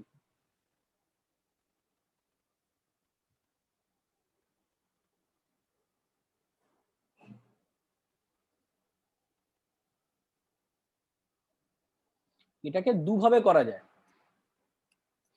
এক হচ্ছে উইথ কারশফ ল, আর একটা হচ্ছে উইদাউট কারশফ ল। আগে উইদাউট কারশফ ল দেখাই। উইদাউট কারশফ ল করার নিয়ম হচ্ছে পোটেনশিয়াল পয়েন্টে ভাঙতে হয়, ইকুইপোটেনশিয়াল পয়েন্ট। কিরকম ভাবে ইকুইপোটেনশিয়াল পয়েন্ট হয়? সবার যদি রেজিস্ট্যান্স সেম হয় তাহলে খেয়াল করে দেখ, এই I3 into 6, I3 into 6, I3 into 6 মানে I/3 ইন্টু 6 মানে 2I 2I, প্রত্যেকটা লাইনে 2I, তাই তো? তাহলে এই যে এই যে ডি, এফ আর বি, তুই একটু এরকম ভাবে যদি একটা প্লেন আমি কল্পনা করি, এই প্লেনটা কল্পনা করতে পারছিস? ইমাজিন করতে পারছিস? আপনি হ্যাঁ স্যার। এই প্লেনটা করলেন কেন? অকল্পনীয় প্লেন। একে বলে ইকুইপোটেনশিয়াল সারফেস, যেখানে সবার পোটেনশিয়াল সেম। এ দেখ, ডি পয়েন্টটা, এফ পয়েন্টটা আর বি পয়েন্টটা, এরা দেখ সেম পোটেনশিয়ালে আছে, কারণ প্রত্যেকেরই জাংশন শুরু হয়েছে এখান থেকে, I/3 কারেন্ট গেছে আর 6 হচ্ছে রেজিস্ট্যান্স। খেয়াল করে দেখ, অকল্পনীয় প্লেন। প্লেনটা একটু এরকম ভাবে ভাব, বাকি সব ভুলে যা না, বাকি সব ভুলে যা। স্যার কোয়েশ্চেনটা না বড্ড কনফিউজিং টাইপের, মানে এত 6 6 আর 3 3 না, মানে বোঝা যাচ্ছে না কোথায় কোনটা যাচ্ছে কি হচ্ছে। একটু ডিফিকাল্ট। আচ্ছা, মানে আপনি প্লেনকে এইভাবে বিভাজন করেছেন যেখানে I/3 ঢুকে দুটো I/6 এ ভেঙে যায়, ভেঙে যাচ্ছে, একদমই তাই। মানে যেখানে ভাগটা একরকম হচ্ছে বা জোড়াটা একরকম হচ্ছে জোড়াটা একরকম হচ্ছে, আমি তাদেরকে বলেছি, তাদেরকে ভেঙেছি। বোঝা গেল? খুব ভালো করে দেখ, এই যে রেজিস্ট্যান্সটা আমি কালার দিয়ে করছি, হ্যাঁ, ব্ল্যাক কালারের যে রেজিস্ট্যান্সটা আমি মার্কিং করছি, খেয়াল করে দেখ, এই তিনটে রেজিস্ট্যান্সে একই কারেন্ট যাচ্ছে তো নাকি না, এটা আগে ভালো করে দেখ। আবার এইখানে যেটা তিনটে জুড়লো সেই তিনটেতে একই কারেন্ট যাচ্ছে তো। হ্যাঁ স্যার। তার মানে আমার এই যেখানে আমি যদি ব্যাটারিকে এরকম রাখি, আমি এবার দেখ সিম্পলিফাই করছি জিনিসটাকে, ব্যাটারিকে এরকম রাখলাম, এটা হচ্ছে এই জাংশনটা মানে জি জাংশন, আর এটা হলো এ জাংশন, এ পয়েন্টটা। তাহলে এ পয়েন্ট থেকে যে তিনটে রেজিস্ট্যান্স ভেঙেছে, এরকম তিনটে প্যারালাল হয়েছে, আবার জি পয়েন্টে গিয়ে এরকম তিনটে প্যারালাল গিয়ে মিট করেছে। হ্যাঁ স্যার। আর এদের মাঝখানে এই 6টা প্যারালাল ঢুকে আছে, প্রত্যেকটাই I/6 I/6 করে গুনে দেখ। যদি এদিকে 3 3 6টা হয় তাহলে আরো 6টাই তো পড়ে থাকবে, 12টা তো এজ।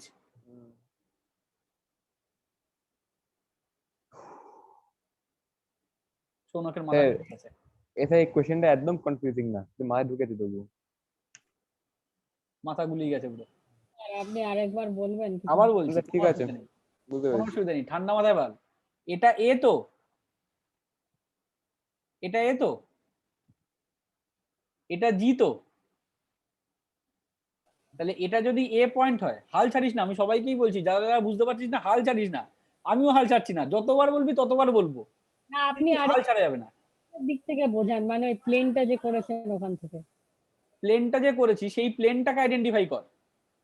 এই যে এ থেকে, তাহলে এ ডি, এ এফ আর এ বি, তাহলে এরা তিনজনই তো একই প্লেন তো, ইকুইপোটেনশিয়াল তো। তাহলে আমি ডি, এফ আর বি এই তিনজনকে জুড়ে এইখানে একটা পয়েন্ট এঁকে দিয়েছি। বোঝা গেল? আবার ধর এখানে জি আছে, এই পয়েন্টটা জি তো, জি এর সাথে জুড়ে আছে দেখ কারা কারা, ই, এফ আর জি, এদেরকে জুড়ে, সরি ই, সি, মানে এর মধ্যে সেম আছে, হ্যাঁ, যারা সেম আছে তাদেরকে আবার জুড়ে দিয়েছি। তাহলে এখানে প্রত্যেকেই 6 6 6, আচ্ছা আমি আগে 6 6 না করে আর আর দিয়ে করি। ধর আর আর আর আর এদিকেও আর আর আর তিনটে আর প্যারালাল আছে।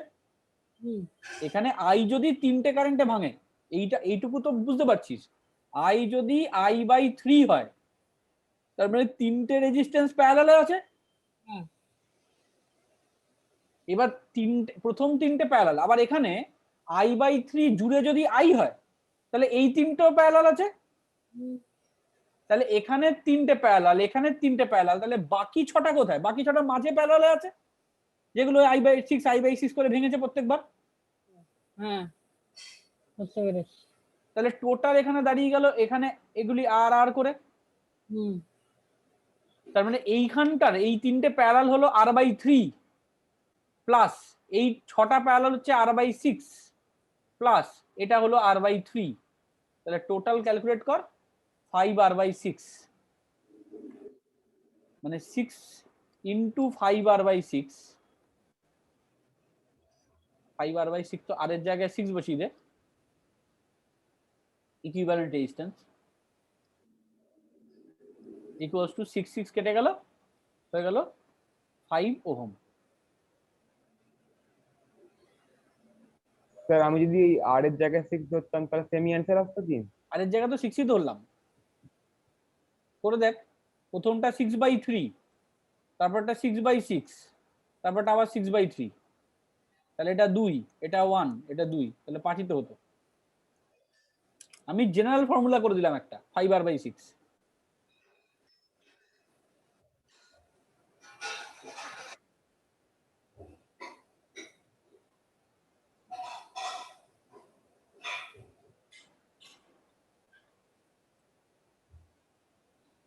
সেটা 5 মার্কসের অঙ্ক মিনিমাম, এটা 2 মার্কসের অঙ্ক রে। আমি ছেড়ে দিতাম। স্যার ওই জন্য স্যার হ্যাঁ সত্যি কথা স্যার, আমি ওই একই করতাম তানভীরের মতন, ছেড়ে দিতাম এইসব অঙ্ক করেই তো আইআইটি। আইআইটি তো 4 মার্কসের প্রশ্ন আচ্ছা ওয়েট আমি বোর্ডের জন্য বলছি। হ্যাঁ বোর্ডে আসবে। বোর্ডে মানে সবসময় এভাবে তো ভাবা যায় না, বোর্ডে আসবেই না, এসে যেতেই পারে। স্যার এগুলো আপনি বলেন আইআইটি লেভেল, জেই লেভেল আমি কোশ্চেন কি বোর্ডে বললাম কি করে দেয়? বহু বছর পুরনো আইআইটি তে এসেছিল। স্যার আইআইটি তে তো বহু বছর পুরনো হয়েছিল, কিন্তু এনসিআরটি তো আপডেট হয়নি, তো সেই হিসেবে দেখতে তাতে গেলে কি বোর্ডে কি হয়েছে? করে আসবে? একদমই না, তোদের বোর্ডের বইয়েই রয়েছে, এসএলআর দেখলে দেখবি আছে এই কোশ্চেনটা। আমি ছেড়ে দিচ্ছি, 2 মার্কস নিয়ে আমি মার্কসের বললেন না? 2 ঘন্টা হ্যাঁ। আমিও ছেড়ে দেবো, কি করবো আর? দাঁড়া শেষ করতে দে, এত লাফালাফি করিস না। ওয়েট এটা কি লেখা হয়েছে সবার? হ্যাঁ স্যার। করা হয়েছে কমপ্লিট? হ্যাঁ স্যার। এই যারা যারা একদম চুপ রয়েছে, বাকিরা তো আমি বুঝতে পারছি, এই অধরা, সায়ন্তন, চিত্রন হয়েছে। হয়েছে, স্যার, বুঝে হয়ে গেছে গেছে। একদম ক্লিয়ার। হ্যাঁ স্যার। আচ্ছা এবার আয় হচ্ছে কেন হঠাৎ এই কোশ্চেনটা আমি দিলাম, সেটা হচ্ছে আমি এইমাত্র কি বললাম, যেটাকে দুভাবে সলভ করা যেতে পারে এই কোশ্চেনটাকে। সলভ নাম্বার 1, যেটাতে আমি কারশফ ল লাগাবো না। স্যার যদি স্কুলে বলে দেয়, মানে বোর্ডে যদি বলে দেয় যে কারশফ ল ইউজ করা যাবে না, তখন কি করবো? এরকম ভাবে এত বড় করতে গেলে দোকানই সব শেষ। এত বড় করার কি আছে? তুই তো বুঝেই গেলি যে তিনটে প্যারালাল হবে, এই দিকের তিনটে প্যারালাল হবে, মাঝের তিনটে সিরিজ হবে। না না সেটা তো বুঝলাম, কিন্তু মানে কি বলবো, তখন যদি একটু ঘুরিয়ে ঘুরিয়ে দেয়, মানে আমার তো হ্যাঁ 6 এবার দেখে ওটাই। দেখে পুরো মাথা খারাপ হয়ে গেল এই একদম। তোর ওটা নিশ্চিত থাক যে বোর্ডে কখনো এটাকে ঘোরাবে না, এটাই যখন জয়েন্টে হবে তখন ঘোরাবে। তা আমি তো বলছি যদি এই অঙ্ক না আচ্ছা, করে আচ্ছা। দিতাম তাহলে আমি ছেড়ে দিতাম। আচ্ছা আমার জন্য একটু অপেক্ষা কর, একটু আমি এবার একটু করি নেক্সট পয়েন্ট কারশফ ল দিয়ে, তারপর তুই বলিস যে তুই ছেড়ে দিতি কিনা। আচ্ছা কারশফ ল কি বলছে বল? লুপ। কারশফ ল বলছে যে কোনো তুমি লুপ নাও তার পোটেনশিয়াল 0 হবে, বলছে তো এটা। তাহলে আমি একটা লুপ নিচ্ছি, ভালো করে দেখবি লুপটা। এ বি সি জি, এ বি সি জি এ, এই লুপটা এ বি সি জি, এই ঘুরে এসে এ। লুপটা ক্লিয়ার? জি এর পরে যদি এতে আসতে হয় তাহলে আমাকে এইভাবে ঘুরে এভাবে আসতে হবে, এই যে কারেন্ট এসছে। কি সবার কাছে ক্লিয়ার লুপটা? আচ্ছা এমন কোনো ব্যাপার না কিন্তু, দেখ শুধু স্ট্রেট লাইন চলছে, আমি স্ট্রেট লাইন লুপ নিয়েছি একটা, এ বি সি জি এ, হয়ে গেল। আচ্ছা এবার তাহলে আমি ভেঙে দিই, এ বি প্লাস একটা কোশ্চেন ছিল, হ্যাঁ, স্যার এ আর জিরো কানেক্টেড না তো? কোথায় কানেক্টেড না? এই যে এই তারটা দিয়ে কানেক্টেড না, এই ব্যাটারির মধ্যে দিয়ে। ও আচ্ছা, ও আচ্ছা আচ্ছা, ঠিক আছে। এই ব্যাটারি দিয়ে কানেক্টেড। আমি আচ্ছা ঠিক আছে, তোদের একটা ইয়ে দেখাচ্ছি, আমি একটা অ্যারো অ্যারো করে দেখাচ্ছি, বুঝতে পারবি। দেখ, এই যে চলছে, এই চললো, এই চললো, এই উপরে চললাম,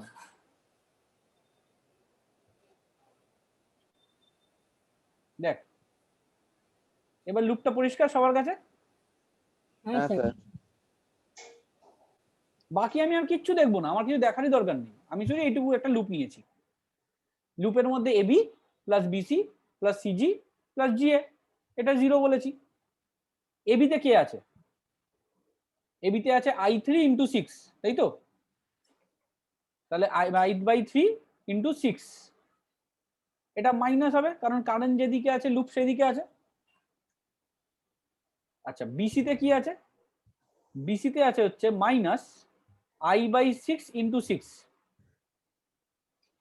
সিজিতে কে আছে? সিজিতে আছে মাইনাস i/6 ইন্টু 6। আর জিএতে কি আছে? জিএতে শুধু এই ভোল্টেজটা আছে, ধরেন এই ভোল্টেজটা হচ্ছে ই বা নাম্বার দিন। ভি দিয়ে দিলাম, ভি। তাহলে ভোল্টেজ কত হয়ে গেল? V equals two 0। তাহলে ভি ইকুয়ালস টু কত দাঁড়াচ্ছে? এটা গেল -2i, এটা হলো মাইনাস ভি হচ্ছে 4i। 4i কোথায় হচ্ছে রে? মাইনাস কেন হচ্ছে? আপনি তো বিটা ওদিকে নিয়ে গেলেন। মাইনাস থেকে ওদিকে সরাচ্ছেন। সরি সরি সরি, এটা এই i/3 হবে, এটা i/3 আছে। দেখ সিজিতে i/3 আছে, এই যে দেখ i/3 জুড়েছে এখানে, সিজিতে i/3 আছে, একটু ফলো কর। তাহলে 5i। তাহলে 5i, তাহলে ভি ইকুয়ালস টু যদি আইআর হয় তাহলে আর কত? 5। কতক্ষণ লাগলো এটা করতে? ও মানে একটা লুপ ধরলে হয়ে যাবে? হ্যাঁ, এবার বোঝা গেল কারশফ লটা কেন দরকার। হ্যাঁ স্যার। এতক্ষণ কান্নাকাটি হয়ে যাচ্ছিল এই অঙ্কটা করতে গিয়ে। এখন যদি বলে you do this sum without using Kirchhoff law, তাহলে কি করব?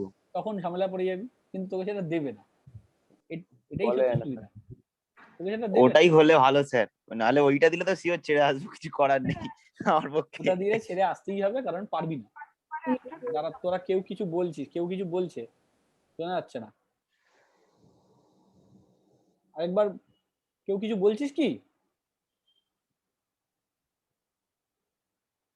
হ্যালো? না স্যার, দুটো।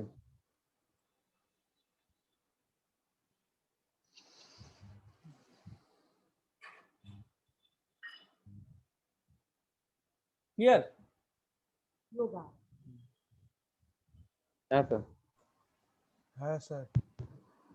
ধর এগুলি এগুলি ভেবে দেখ, যদি i/3 ইন্টু আরও দিত তাহলে তাও হয়ে যেত।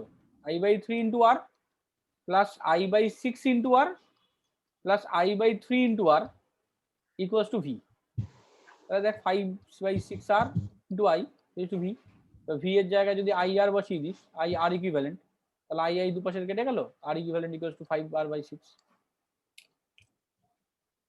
মানে কারশফ ল ইউজ করলে একটা লুপ ধরলেই বাকি কোনো মানে কোনো ভ্যালুই নেই, বাকি আমার কিছু দরকারই নেই, আমি আরামসে বার করে দিয়ে বেরিয়ে যাবো। তাহলে আগের বুকটা কেন করলাম না?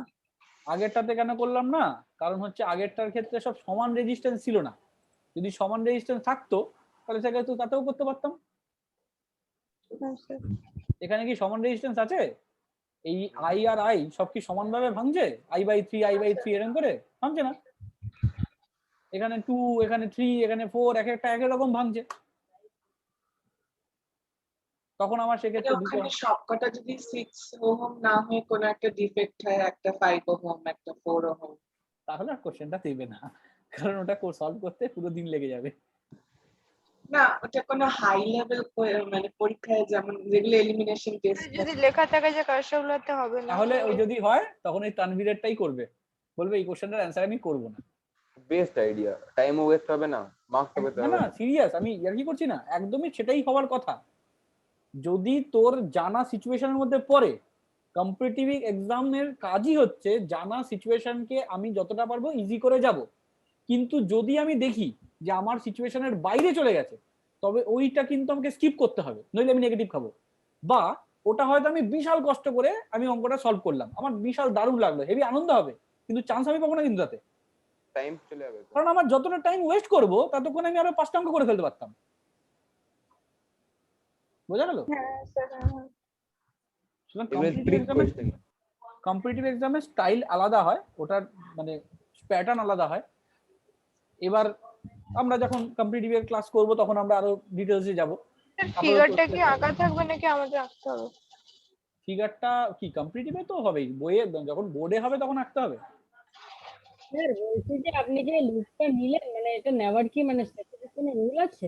না কোনো রুল নেই, যে কোনো একটা, হ্যাঁ যে কোনো একটা লুপ নিলেই হতো, কিন্তু ভেবে দেখ তুই যদি মনে করতি যে আমি স্যার এই দিকের লুপটা না নিয়ে আমি স্যার অন্য একটা লুপ নেবো, মানে ধর এ ডি ই জি এটা নেবো, তাও হতো। ও আচ্ছা। করে দেখ, যদি বলিস এ ডি ই জি এ এই লুপটা নেবো, তাহলে কি হবে? আমি যদি বলি না এ এফ ই জি এটা নেবো, তাও হতে পারে।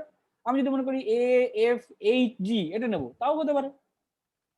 তো যেটা ইচ্ছা তুই নে, কিচ্ছু যায় আসে না। অন্য কোনো শেপও তো আসতে পারে কিউব ছাড়া। এই জন্যই আমি এটা কিউব দিয়ে করালাম।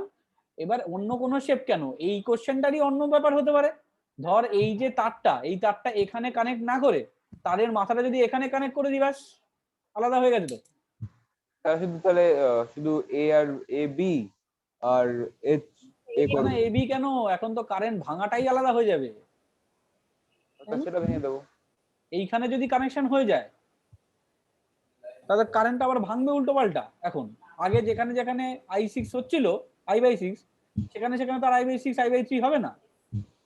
এখন তো এইটাতে এই তিনটে জুড়বে, এরা তিনজন I/3 হয়ে জুড়ে এখানে আই হবে। যে করা যাবে স্যার, করা যাবে, একবার করা মানে যাবে। করা যাবে না এমন না, আবার ঠান্ডা মাথায় বসে বসে করতে হবে, বুঝতে পেরেছিস? এখন ইচ্ছা নেই।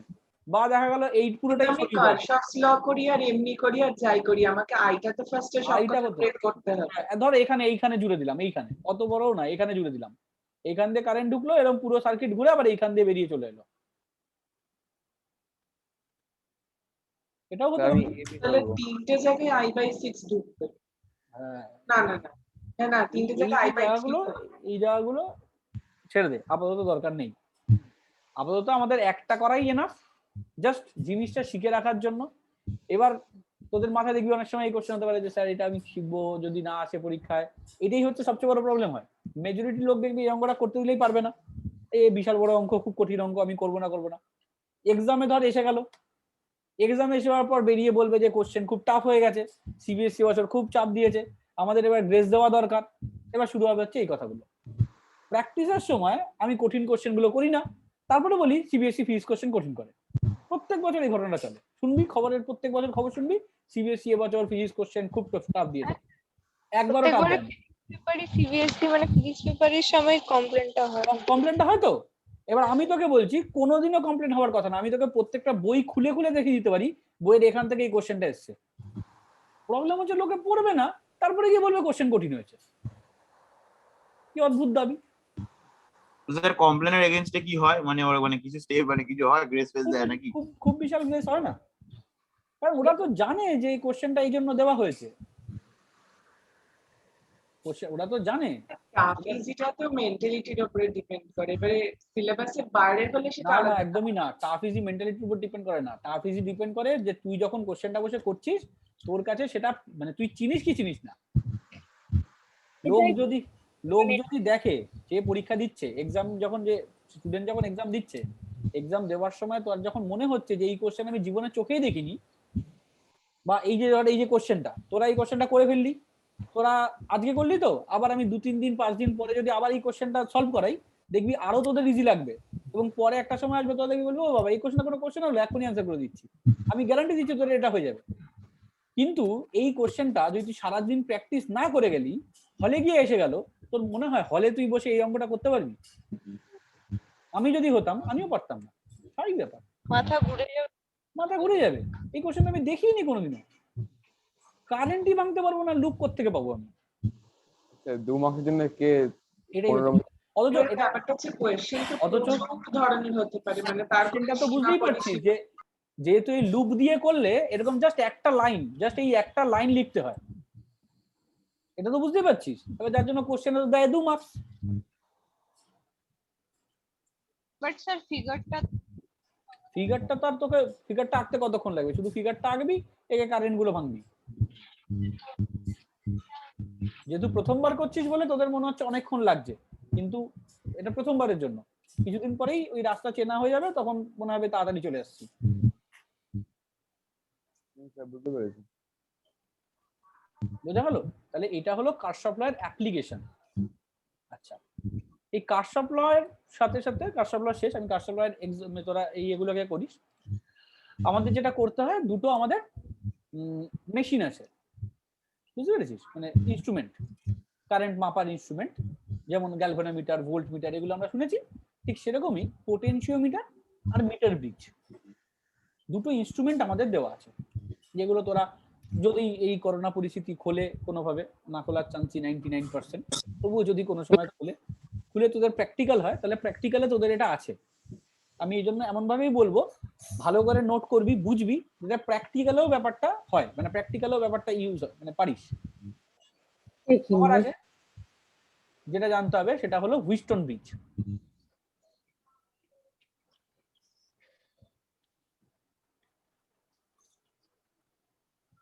হুইস্টন ব্রিজ জিনিসটা কি? হুইস্টন ব্রিজ জিনিসটা হচ্ছে, ধর এইরকম একটা সার্কিট আছে। স্যার এটা ড্র করবো তো? হ্যাঁ হ্যাঁ, ড্র কর।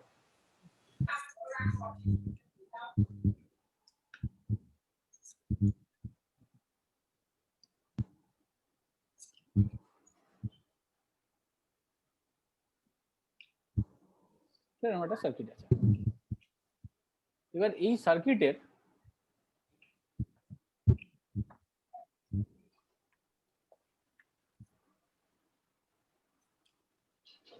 দুপাশ দিয়ে কারেন্টের ওয়্যার বের করে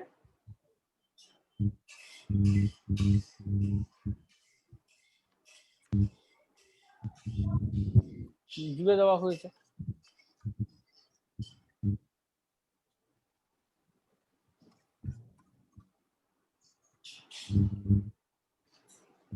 তাহলে এখান থেকে এরকম কারেন্ট এরকম যাচ্ছে।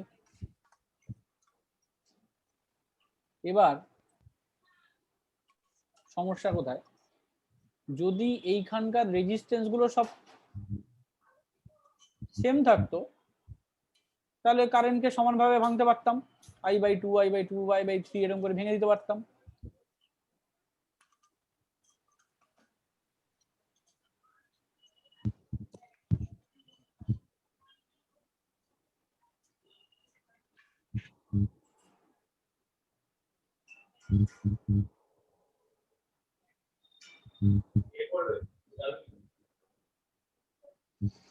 তাহলে I কারেন্ট এখানে গিয়ে দুটো ভাগে ভাঙলো, একটা I1 একটা I2। এখানে রেজিস্ট্যান্স এটা R1, এটা R2, এর রেজিস্ট্যান্স R4 R3 R4, এটা হলো R5। এরকম 5টা রেজিস্ট্যান্স আছে। এবার যদি এটার ইকুইভ্যালেন্ট রেজিস্ট্যান্স বার করতে বলে, এটার কারেন্ট বার করতে বলে, আবার বুঝতে পারছিস আবার সমস্যা। এখানে আবার এক্সট্রা সমস্যা কি? প্রত্যেকটা রেজিস্ট্যান্স আলাদা। যেহেতু প্রত্যেকটা রেজিস্ট্যান্স আলাদা, সেহেতু এখানে আমাকে আলাদা আলাদা করে লুপ নিতে হবে। এবার দেখ আবার খেয়াল করে, এখানে আরো বড় সমস্যা হচ্ছে, এক একটা লুপে কোন লুপের সাথে ডাইরেক্ট ব্যাটারি লাগে নেই। এই লুপটার সাথেও ব্যাটারি লেগে নেই, এই লুপটার সাথেও ব্যাটারি লেগে নেই, তাহলে এই নিচের লুপটাতেই একমাত্র ব্যাটারি লেগে আছে। বললেন বুঝলাম না, আরেকবার বলুন। আমরা যে লুপ করতাম এতক্ষণ যে লুপগুলো করেছি, এই যে লুপটা করেছি, যে কোনো লুপ যে নিয়েছিস তাতে একটা করে তো ব্যাটারিওয়ালা পার্ট আছে। এই যে 17, এই যে যোগ করে এটা 14 হয়েছে, এটা কেন হয়েছে? কারণ হচ্ছে এই ব্যাটারি পার্টটা ছিল বলে। ভোল্টেজের কে ভোল্টেজ সাপ্লাই করছে দেখ খেয়াল করে, এখানে 4, এখানে 6, প্রত্যেকটা লুপে একটা করে ব্যাটারি ছিল তো। কিন্তু হুইস্টন ব্রিজের সার্কিটটা ফলো করে দেখ, এই যে একটা লুপ আছে, ধর এই লুপটা তুই নিলি, ধরে নে আমি এ বি সি ডি, তাহলে এই এবিডি লুপ, এবিডি এই লুপটা এবিডি এই লুপটার ক্ষেত্রে I1 R1 মাইনাস আই, এখানে গিয়ে আবার এটা আবার ভাঙছে, এটা I3 হচ্ছে, এটা দেখা গেলো I4 হচ্ছে, এরকম হয়ে যাচ্ছে। তাহলে I3 ইন্টু R5, আবার এখানে এসে হয়ে যাচ্ছে মাইনাস I2 ইন্টু, না মাইনাস এটা plus I2 into R2 equals to 0। Problem বুঝতে পারলি? এখানে সার্কিট ভাঙছে I1 I2, আবার এখানে গিয়ে সার্কিট দুভাগে ভাঙছে I3 I4, আবার এখানে এসে সেইটা মিলছে, I3 আসছে, এখান থেকে I2 আসছে, তো দুটো মিলে গিয়ে এখানে কি হয়ে যাচ্ছে I2 প্লাস I3, এখানে এসে সেটা I2 প্লাস I3, আবার এখান থেকে I4, এই তিনটে মিলছে, মিলিয়ে আবার এখানে এসে I কারেন্ট হচ্ছে। এরকম হচ্ছে ব্যাপারটা। তাহলে এখানে এই সার্কিট যদি সলভ করতে হয় কতগুলো ইকুয়েশন লাগবে বলতো? 5টা স্যার। 5খানা, ভেরিয়েবল আছে 4টে। কোয়ান্টাম কম্পিউটার বুঝতে পারছিস? এটা সলভ করা এ হাতে সলভ হবে না, সলভ করতে গিয়ে অবস্থা খারাপ হয়ে যাবে। এইখানে এই হুইস্টন ব্রিজ বলে এই একটি কনসেপ্ট আছে। হুইস্টন একজন সায়েন্টিস্ট, তিনি একটা দারুণ কনসেপ্ট দেন যে এইখানে এসে কারশফ ল ফেলে। তো মানে কেটে গেল কথাটা? হ্যাঁ, শুনতে পেলাম। বললাম যে হুইস্টন বলে একজন সায়েন্টিস্ট, তিনি একটা দারুণ কনসেপ্ট দেন। উনি বললেন যে এই লুপ, কারশফ ল এসব ভুলে যাও, আগে দেখো যে এদের রেজিস্ট্যান্স দুটো R1 by R2 equals to R3 by R4, এই রেশিওটা মেনটেন করছে কিনা। যদি এই R1 by R2 equals to R3 by R4 এই রেশিওটা মেনটেন করে, যদি এই রেশিওটা মেনটেন করে যায়, তবে এই মাঝের R5 দিয়ে এখানে কোনো কারেন্ট যাবেই না, মাঝখান দিয়ে আর কারেন্ট যাবে না। কারেন্ট যাবে না মানে কি? মানে এই তারটাকে আমি বাদ দিয়ে দিতে পারি পুরো, তাহলে সার্কিটটা তো ইজি হয়ে গেল। তাহলে তো এই উপরের দুটো সিরিজ, এই দুটো সিরিজ, তার দুটো প্যারালাল। সমস্যাটা এই মাঝেরটার জন্যই হচ্ছিল। যদি না হয় রেশিওটা ঠিক, তাহলে তাকে বলে আনব্যালেন্স হুইস্টন ব্রিজ। এবার তোদের সিলেবাসে আনব্যালেন্স হুইস্টন ব্রিজ নেই, বোঝা গেল? না মানে আনব্যালেন্স হুইস্টন ব্রিজ সলভ করা যায়? হ্যাঁ, যাবে না কেন? ওটার জন্য আবার স্টার ডেল্টা ফরমেশন বলে একটা ফরমেশন হয়, ওই যদি ইঞ্জিনিয়ারিং এ ফার্স্ট ইয়ারে যাস তবে গিয়ে শিখতে পারবি। কি ডেল্টা? Star delta. ঠিক আছে। তার মানে তারা? হ্যাঁ, স্টার মানে তারা, সেই স্টার ডেল্টা ফরমেশন।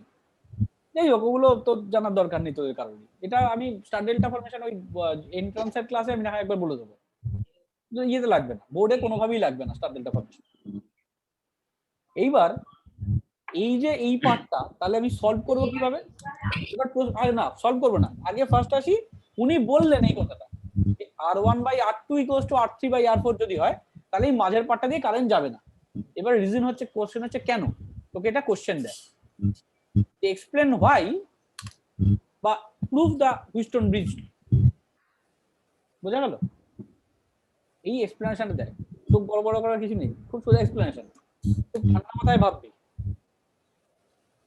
এখানে যে কারেন্ট ভাঙলো, I1 কারেন্ট ভাঙার কি হয় মনে আছে? R2 by R1 plus R2 into I, প্যারালালে যখন কারেন্ট ভাঙে, প্যারালালে কারেন্ট ভাঙার ফর্মুলাটা মনে পড়ে? R2 by R1 plus R2। আবার I1 I2 মানে হচ্ছে R1 by R1 plus R2 into I. তো আইটা কি ছিল? আইটা ইনিশিয়াল কারেন্ট যেটা ফার্স্টে যাচ্ছিল ওটা। এটা হচ্ছে ইনিশিয়াল কারেন্ট, যে কারেন্টটা দুভাগে ভাঙছে। বুঝা গেল? তার মানে কি দাঁড়ালো? মানে দাঁড়ালো যে I1 ইস টু I2 হচ্ছে R2 ইস টু R1। বুঝা গেল কথাটা? মানে I1 বাই I2 এদের রেশিওটা হচ্ছে রেজিস্ট্যান্সের অপোজিট রেশিও। তাহলে আমি যদি এই বি পয়েন্টের ভোল্টেজ বলি, বি পয়েন্টের ভোল্টেজ বাই ডি পয়েন্টের ভোল্টেজ, এই দুটো যদি ভোল্টেজ দুটো বলি, তাহলে বি পয়েন্টের ভোল্টেজ আমার কি দেখাবে? ও শো করবে I1 R1, আর ডি পয়েন্টের ভোল্টেজ শো করবে I2 R2। কারণ এই পয়েন্টটা, এ পয়েন্টটা ব্যাটারির সাথে লেগে আছে, ব্যাটারির সাথে লেগে থাকা পয়েন্ট সবসময় 0 ভোল্টেজে থাকে। স্যার এই ভিভি বাই ভিডি না কি করেছেন ওটা আরেকবার একটু বলবেন? ভোল্টেজের রেশিও করলাম IR, V equals to IR। B পয়েন্টের ভোল্টেজ কত হবে? হচ্ছে KIIT school of architecture and planning Bhubaneswar. কি সমস্যা কোথায় সৌনক? কেমন যেন মানে একটু অসুবিধা হচ্ছে। মানে কেমন আচ্ছা এখানে ভোল্টেজ কত এটা বল। এই যে ভোল্টমিটার লাগালাম, রিডিং কত হবে? I1 R1 আমি তো সেটাই লিখেছি, এটা এত ভাবার কি আছে? ও আচ্ছা, আপনি ওইটা রেশিও করে দিয়েছেন। ও আচ্ছা, না না না স্যার, কি না বুঝতে পেরেছি। মানে কঠিন করতে করতে কি সোজা জিনিসগুলো ভুলে যাচ্ছিস? আমি তো ভোল্টেজ লিখেছি। VB মানে VAB আর VD মানে VAD। হ্যাঁ একদমই তাই, ধরে নে এটা AB আর AD। এবার এ পয়েন্ট যেহেতু ব্যাটারির সাথে লেগে আছে, তাই এ পয়েন্টের কোনোদিনও পোটেনশিয়াল হয় না, VA হচ্ছে সবসময় 0 হবে। বোঝা গেল কথাটা? হ্যাঁ অঙ্কুর কিছু বলছে, অঙ্কুর বল। স্যার বলছি যে মানে বুঝতে পেরেছি ওই R2 by R1 plus R2 যেটা আছে হ্যাঁ, ওটা কি স্যার মানে I1 এর মানে রেজিস্ট্যান্সটা? I1 এর রেজিস্ট্যান্স কেন হবে? I1 এর কারেন্টটা, হ্যাঁ হ্যাঁ I1 R2। I1 এর কারেন্টটা, এটা তো প্যারালাল, স্যার, বুঝতে যেখানে পেরেছি। প্যারালাল করেছিলাম না, যেখানে প্যারালাল করেছিলাম সেদিন, এইগুলি তো একটু এই যে সমস্যা হচ্ছে প্র্যাকটিস তো অভাব। আমি পড়িয়ে পড়িয়ে এগিয়ে চলে যাচ্ছি, পুরনো পড়াটা পড়ে রাখছিস না। এইটা করেছিলাম মনে নেই যে এখানে যদি পোটেনশিয়াল কনস্ট্যান্ট থাকে তাহলে এই পয়েন্টে কারেন্ট কত হবে? এখানে I1 V equals two I1 R1 এরকম হবে না? এবার ভি কথাটার মানে কি? ভি কথাটার মানে হচ্ছে I, মানে যে কারেন্ট আছে I ইন্টু আর ইকুইভ্যালেন্ট। হ্যাঁ তাহলে I1 এদিকে R1 এদিকে I ইন্টু আর ইকুইভ্যালেন্ট মানে কি? আর ইকুইভ্যালেন্ট মানে হচ্ছে R1 R2 by R1 plus R2 parallel. হ্যাঁ তাহলে R1 R1 কেটে গেলে I1 কত বেরোলো? I into R2 by R1 plus R2। এটাই তো লিখেছি। আচ্ছা স্যার বুঝতে পেরেছি। বুঝা গেল? এইগুলি তো আমি প্যারালালের সময় সিরিজ প্যারালাল কানেকশন যখন পড়িয়েছিলাম সেখানে করেছিলাম। তাহলে আমার পোটেনশিয়াল, এর অ্যাক্রসে পোটেনশিয়াল আর এই বি এটার অ্যাক্রসে পোটেনশিয়াল, এটা কত হবে? I1 R1, এখানে হবে I2 R2। এবার I1 বাই I2 তো R1 R2 by R1 into R1 by R2। তার মানে VAB ইকুয়ালস টু VAD।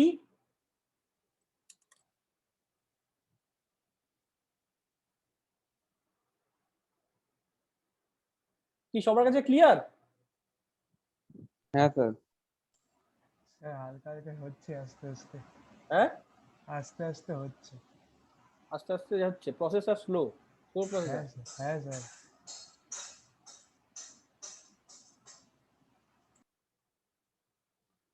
আচ্ছা আমি এখন থেকে প্রতিদিনকার ভিডিও ইউটিউবে একটা জায়গায় আমি আপলোড করে দেবো, হ্যাঁ?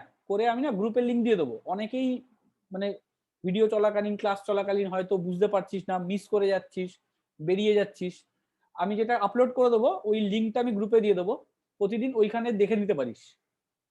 হ্যাঁ স্যার, সুবিধা হয় যদি ঠিক কিছু আছে। বুঝতে না পারি ওটা দেখতে থাকলে মাথায় আর তোর ঢুকে তো সুবিধা হবেই, তুই তো থাকিস অন্য জগতে, শুনিস না পড়া ঠিক করে, তো তারপরে তোর মনে হয় যে এই জায়গাটা একটুখানি শুনি, এই জায়গাটা একটু ভুলে না গেছি। স্যার, এমন বলুন আমি সব কথা শুনি আপনার মন দিয়ে একেবারে।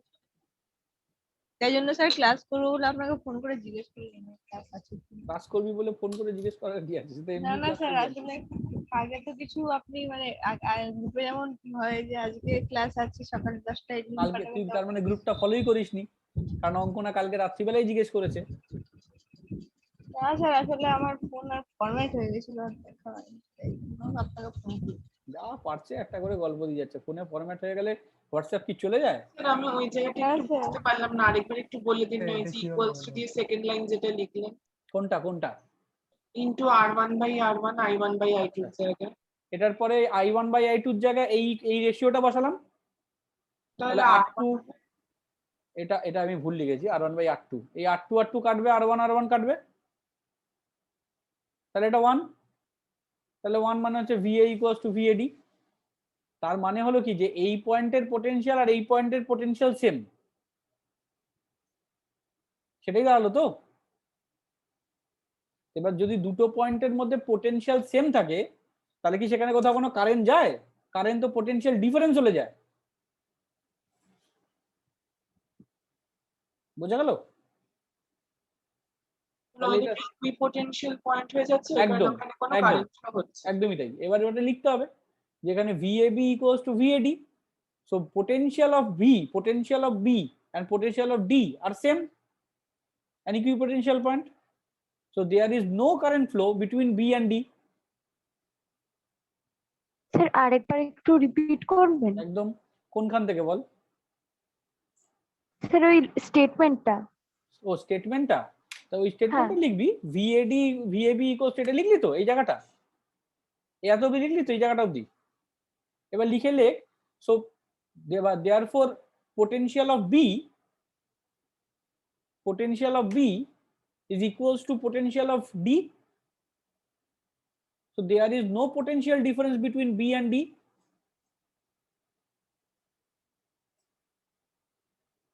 so there is no current flow between B and D.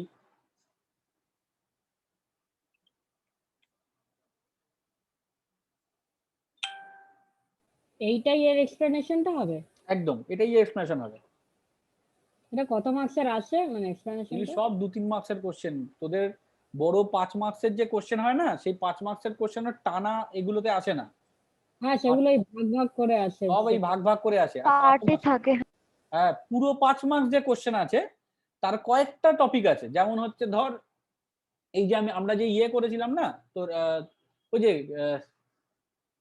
কেন বলে ওটাকে, ডাইপোলের বিভিন্ন ডেরিভেশন গুলো করেছি না, ছাড়া যেটা করতে হয়েছিল। ওই এক্সেলের হ্যাঁ না না না ওইটা গস ল ছাড়া যেটা করতে হয়েছিল ওটা 3 মার্কসের সেই কোশ্চেন। ডিরাইভ করে যেটা আনতে হতো। হ্যাঁ, কোনটার কথা? গস লর অ্যাক্সিয়াল পয়েন্ট, ইকুইটোরিয়াল পয়েন্ট, এগুলো ছিল আচ্ছা না, আচ্ছা, ওইটা হ্যাঁ। ওটা দুটোই দিয়ে দিল, দিয়ে বললো 5 নাম্বার, ওরকম যদি হয় তাও ওটা দেয় না। বেশিরভাগই 5 নাম্বারের কোশ্চেন হয় হচ্ছে অপটিক্স থেকে। অপটিক্স এখনো আসেনি, অপটিক্সে গেলে তো বুঝতে পারবি ওটা মানে এই এতক্ষণ ধরে কারেন্ট ফারেন্ট যা যা চলছে এই 3টে চ্যাপ্টারকে মিলিয়ে অপটিক্স একটা চ্যাপ্টার, এত বড় চ্যাপ্টার। অপটিক্সে ওয়েটেজ কি এগুলোর তুলনায় বেশি থাকে বোর্ডে? না, হ্যাঁ হ্যাঁ হ্যাঁ তাই তো।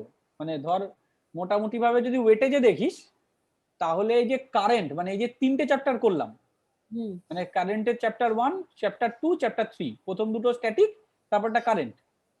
এই ইলেকট্রিসিটির এই মডিউল থেকে মোটামুটি 16 নাম্বার কোশ্চেন থাকে, বুঝতে পেরেছিস? 16, 15 টু 16 এরকম।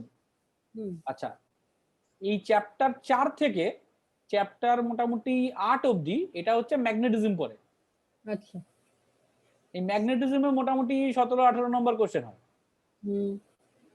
আচ্ছা, আবার হচ্ছে 9 আর 10 অপটিক্স, এই দুটো এই একাই 16 নম্বর কোশ্চেন হয়। ভাব এই দুটো চ্যাপ্টার থেকে, কারণ চ্যাপ্টারটা কত বড়, মানে চ্যাপ্টারের লেন্থও বড়, কোশ্চেনও বড় আছে। কোশ্চেনও বড় আছে, বুঝতে হ্যাঁ পেরেছো? স্যার, মানে পড়তে optics পড়তে ঘোমদাড়ি বেরিয়ে আবার গেছিল। দিকে 11 থেকে 14 যেটা আছে এইখানে প্রায় ধর 15 নম্বরের কোশ্চেন হয়। ওই 11 থেকে 14টা কিসের চ্যাপ্টার এটা আছে? হচ্ছে modern physics, quantum Gauss's physics. থিওরেমের স্ফিয়ারেরটা কথা বলছিলেন কি তখন? না না, গসেস থিওরেমের স্পিয়ার, হ্যাঁ স্পিয়ার যেটা বলছিলাম ধর, হুম। স্পিয়ারেরটাও আসে 5 নাম্বার হিসাবে। প্লেটের গুলো আছে? প্লেটের গুলো 5-এ আসে না, আসলে ওটার মধ্যে অঙ্ক হিসাবে আসে, প্লেটের গুলো অঙ্ক হিসাবে আসে। স্যার আপনি তো বলছিলেন স্যার মডার্ন ফিজিক্সে খুব মানে অসুবিধা হয়, মানে আগে একদিন থেকে গেলাম না, মানে আপনি যখন পড়াচ্ছিলেন সেই আগের গুলো নিউটনের জিনিসগুলো বুঝতে খুব ইজি লাগে, মডার্ন ফিজিক্সে এলেই যেন মাথা মাথা খারাপ হয়ে যায়। না, তোদের তোদের সমস্যা হবে না, কারণ তোদের সেই জিনিস নেই। আমি বলতে চাইছিলাম যে মডার্ন ফিজিক্স অরিজিনাল যেটা কোয়ান্টাম ফিজিক্স বা কোয়ান্টাম ফিজিক্স, সেখানে গিয়ে একটু সমস্যা হয়। কিন্তু তোদের যে লেভেল আছে সেই লেভেল তো অ্যাটমিক স্ট্রাকচার আর ওই dual nature, atomic structure dual nature এমন কিছু ওটা না। কি সেই কোয়ান্টাম থিওরি হ্যান ত্যান এইসব হচ্ছে? ডুয়াল নেচার অফ ওই ম্যাটার, যেটা কেমিস্ট্রিতে আগের বছর কেমিস্ট্রিতে অলরেডি পড়েছিস, ওই জন্যই বললাম ওগুলো তোরা অলরেডি পড়েছিস কেমিস্ট্রিতে, যার জন্য খুব, বরং এই Dual পুরো nature of সিলেবাসটার light. মধ্যে, এই পুরো সিলেবাসটার মধ্যে মডার্ন ফিজিক্স হচ্ছে সবচেয়ে সোজা পার্ট। এই পার্টটা সবচেয়ে সোজা, কারণ তোরা অলরেডি পড়েছিস, অ্যাটমিক স্ট্রাকচার পড়েছিস, ডুয়াল নেচার পড়েছিস, এগুলো পড়েছিস। এই পার্টটা অনেকটাই সোজা। স্যার বলছি আমাদের কমাবে না, সিলেবাস কিছু কমাবে না? কারণ না আগের না, বছর কোনোদিনও কমাবে না। আগের বছর তো কমিয়েছিল মানে 12th এর। কমিয়ে কিচ্ছু লাভ হয়নি, কোনো কোনো চ্যাপ্টার কমায়নি। ধর টপিক বাদ দিয়েছে। ধর পুরোটা আছে তো, বললো কি হ্যাঁ। হুইস্টন ব্রিজের ডেরিভেশনটা বাদ, কি গেল হলো হুইস্টন ব্রিজের ডেরিভেশন বাদ দিয়ে। স্যার ওটা আরো প্রবলেম, মানে পড়ার সময় দেখে শুনে হয়ই পড়তে না এরকম, আমাকে সবই পড়াতে হয়েছে। স্যার এমনিতেও স্যার যদি আপনি কোনো কম্পিটিটিভ এক্সামের জন্য ট্রাই করেন তাহলে সবকটা পড়তেই হবে। একদমই তাই। আচ্ছা তাহলে এটা হয়ে গেল, এই পার্টটা কমপ্লিট, হুইস্টন ব্রিজ বোঝা গেল। তাহলে এবার হুইস্টন ব্রিজের সার্কিট কিরকম হবে একটু একে দেখাই। স্যার তাহলে হুইটস্টোন ব্রিজে আমাদের শুধু ওই যেটাতে ব্যালেন্স আছে ওইটাই আছে সিলেবাসে, তাই তো? হ্যাঁ, ব্যালেন্স পার্টটাই আছে, আনব্যালেন্সটা নেই। এরকম ধর রইলো, ধর এটা 4, এটা 8, এটা 2, এটা 4। তার মানে কি হলো, এখানে যদি মাঝে 10ও থাকে বা যাই থাকুক না কেন, তুই দেখছিস যে এখানে 4/8 মানে হচ্ছে 1/2, এদিকে 2/4।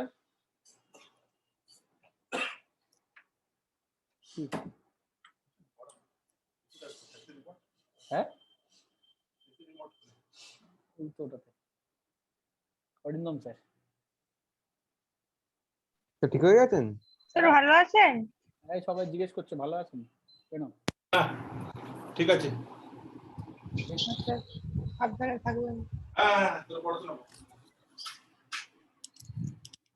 একটু শ্বাসকষ্ট আছে, এখনো হাঁপাচ্ছে হাঁটতে গেলে।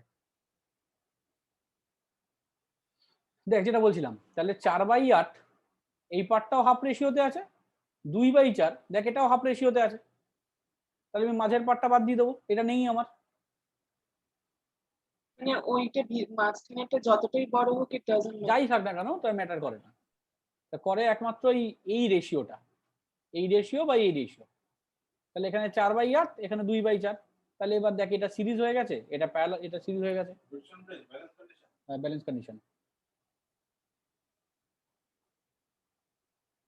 আনব্যালেন্স তো নাই ওদের, কম্পিটিটিভ একমাত্র আছে আনব্যালেন্স, আনব্যালেন্স দেয় না। আনব্যালেন্স, ওটাই আনব্যালেন্স করতে গেলে আবার স্টার ডেল্টা করতে হয়, স্টার ডেল্টা তো স্টার ডেল্টা কাছে নেই তোদের। হয়তো তো বাড়ি চলে গেছে।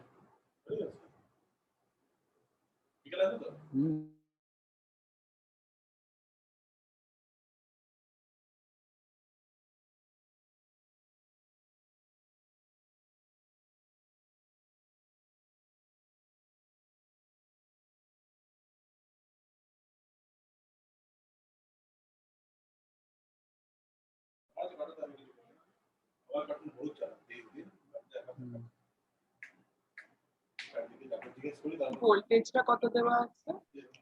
ভোল্টেজ ধরে নে 12 ভোল্ট এরকম দেওয়া রইলো। স্যার বার করতে কি হবে? বার করতে হবে কারেন্ট, ইকুইভ্যালেন্ট রেজিস্ট্যান্স। তো ইকুয়াল রেজিস্ট্যান্স তো 4 আর তাহলে কারেন্টটা হচ্ছে 6 আর এদিকে হচ্ছে 12, মানে হচ্ছে এদিকে 18, 3 মানে 2/18 হচ্ছে। তার মানে কারেন্ট হয়ে গেল হচ্ছে 12/4 মানে 3 অ্যাম্পিয়ার। হয়ে গেল। বুঝা গেল? হ্যাঁ স্যার। হ্যাঁ স্যার বুঝতে পেরেছি। এবার এই জিনিস আমাদের একটু প্র্যাকটিস করতে হবে বাড়িতে আপাতত। তারপর লাস্ট ডে আমরা ইকুইভ্যালেন্ট রেজিস্ট্যান্সের উপর কিছু কোশ্চেন আর ওই যে দুটো বললাম মিটার ব্রিজ আর পোটেনশিওমিটার, এই দুটো কমপ্লিট করলে আমাদের শেষ এই চ্যাপ্টারটা। আচ্ছা কিন্তু একবার একটু ওইটা বলুন, ওই কি বলছিলেন ওই গসেস থিওরেম থেকে কি প্রশ্ন? ওটা আমি ওসিস বুঝতে থিওরেম পারিনি। থেকে বলছিলাম যে 5 না ওই যে স্পিয়ারের যে কোশ্চেনটা দেয় না ওটা 5 নম্বরে দেয়। কোনটা?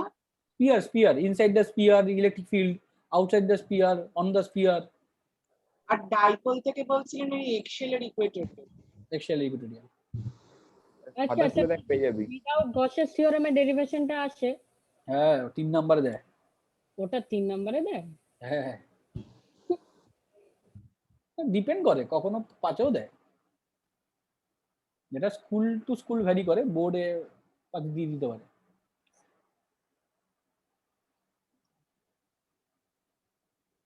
কমপ্লিট তাহলে? হ্যাঁ স্যার। হ্যাঁ স্যার। হ্যাঁ স্যার। ঠিক আজ আছে। ক্লাসে হ্যাঁ হ্যাঁ স্যার। Thank you sir. আরে স্যার তুমি কি এরপরে জয়েন নেবে? এরপরে হ্যাঁ নেবো তো, এরপরে হ্যাঁ, স্যার। একটু 10 মিনিট পর জয়েন করছি। ঠিক আর আছে এরপরে কিছু পড়ালে আর ঢুকবে না মাথায়।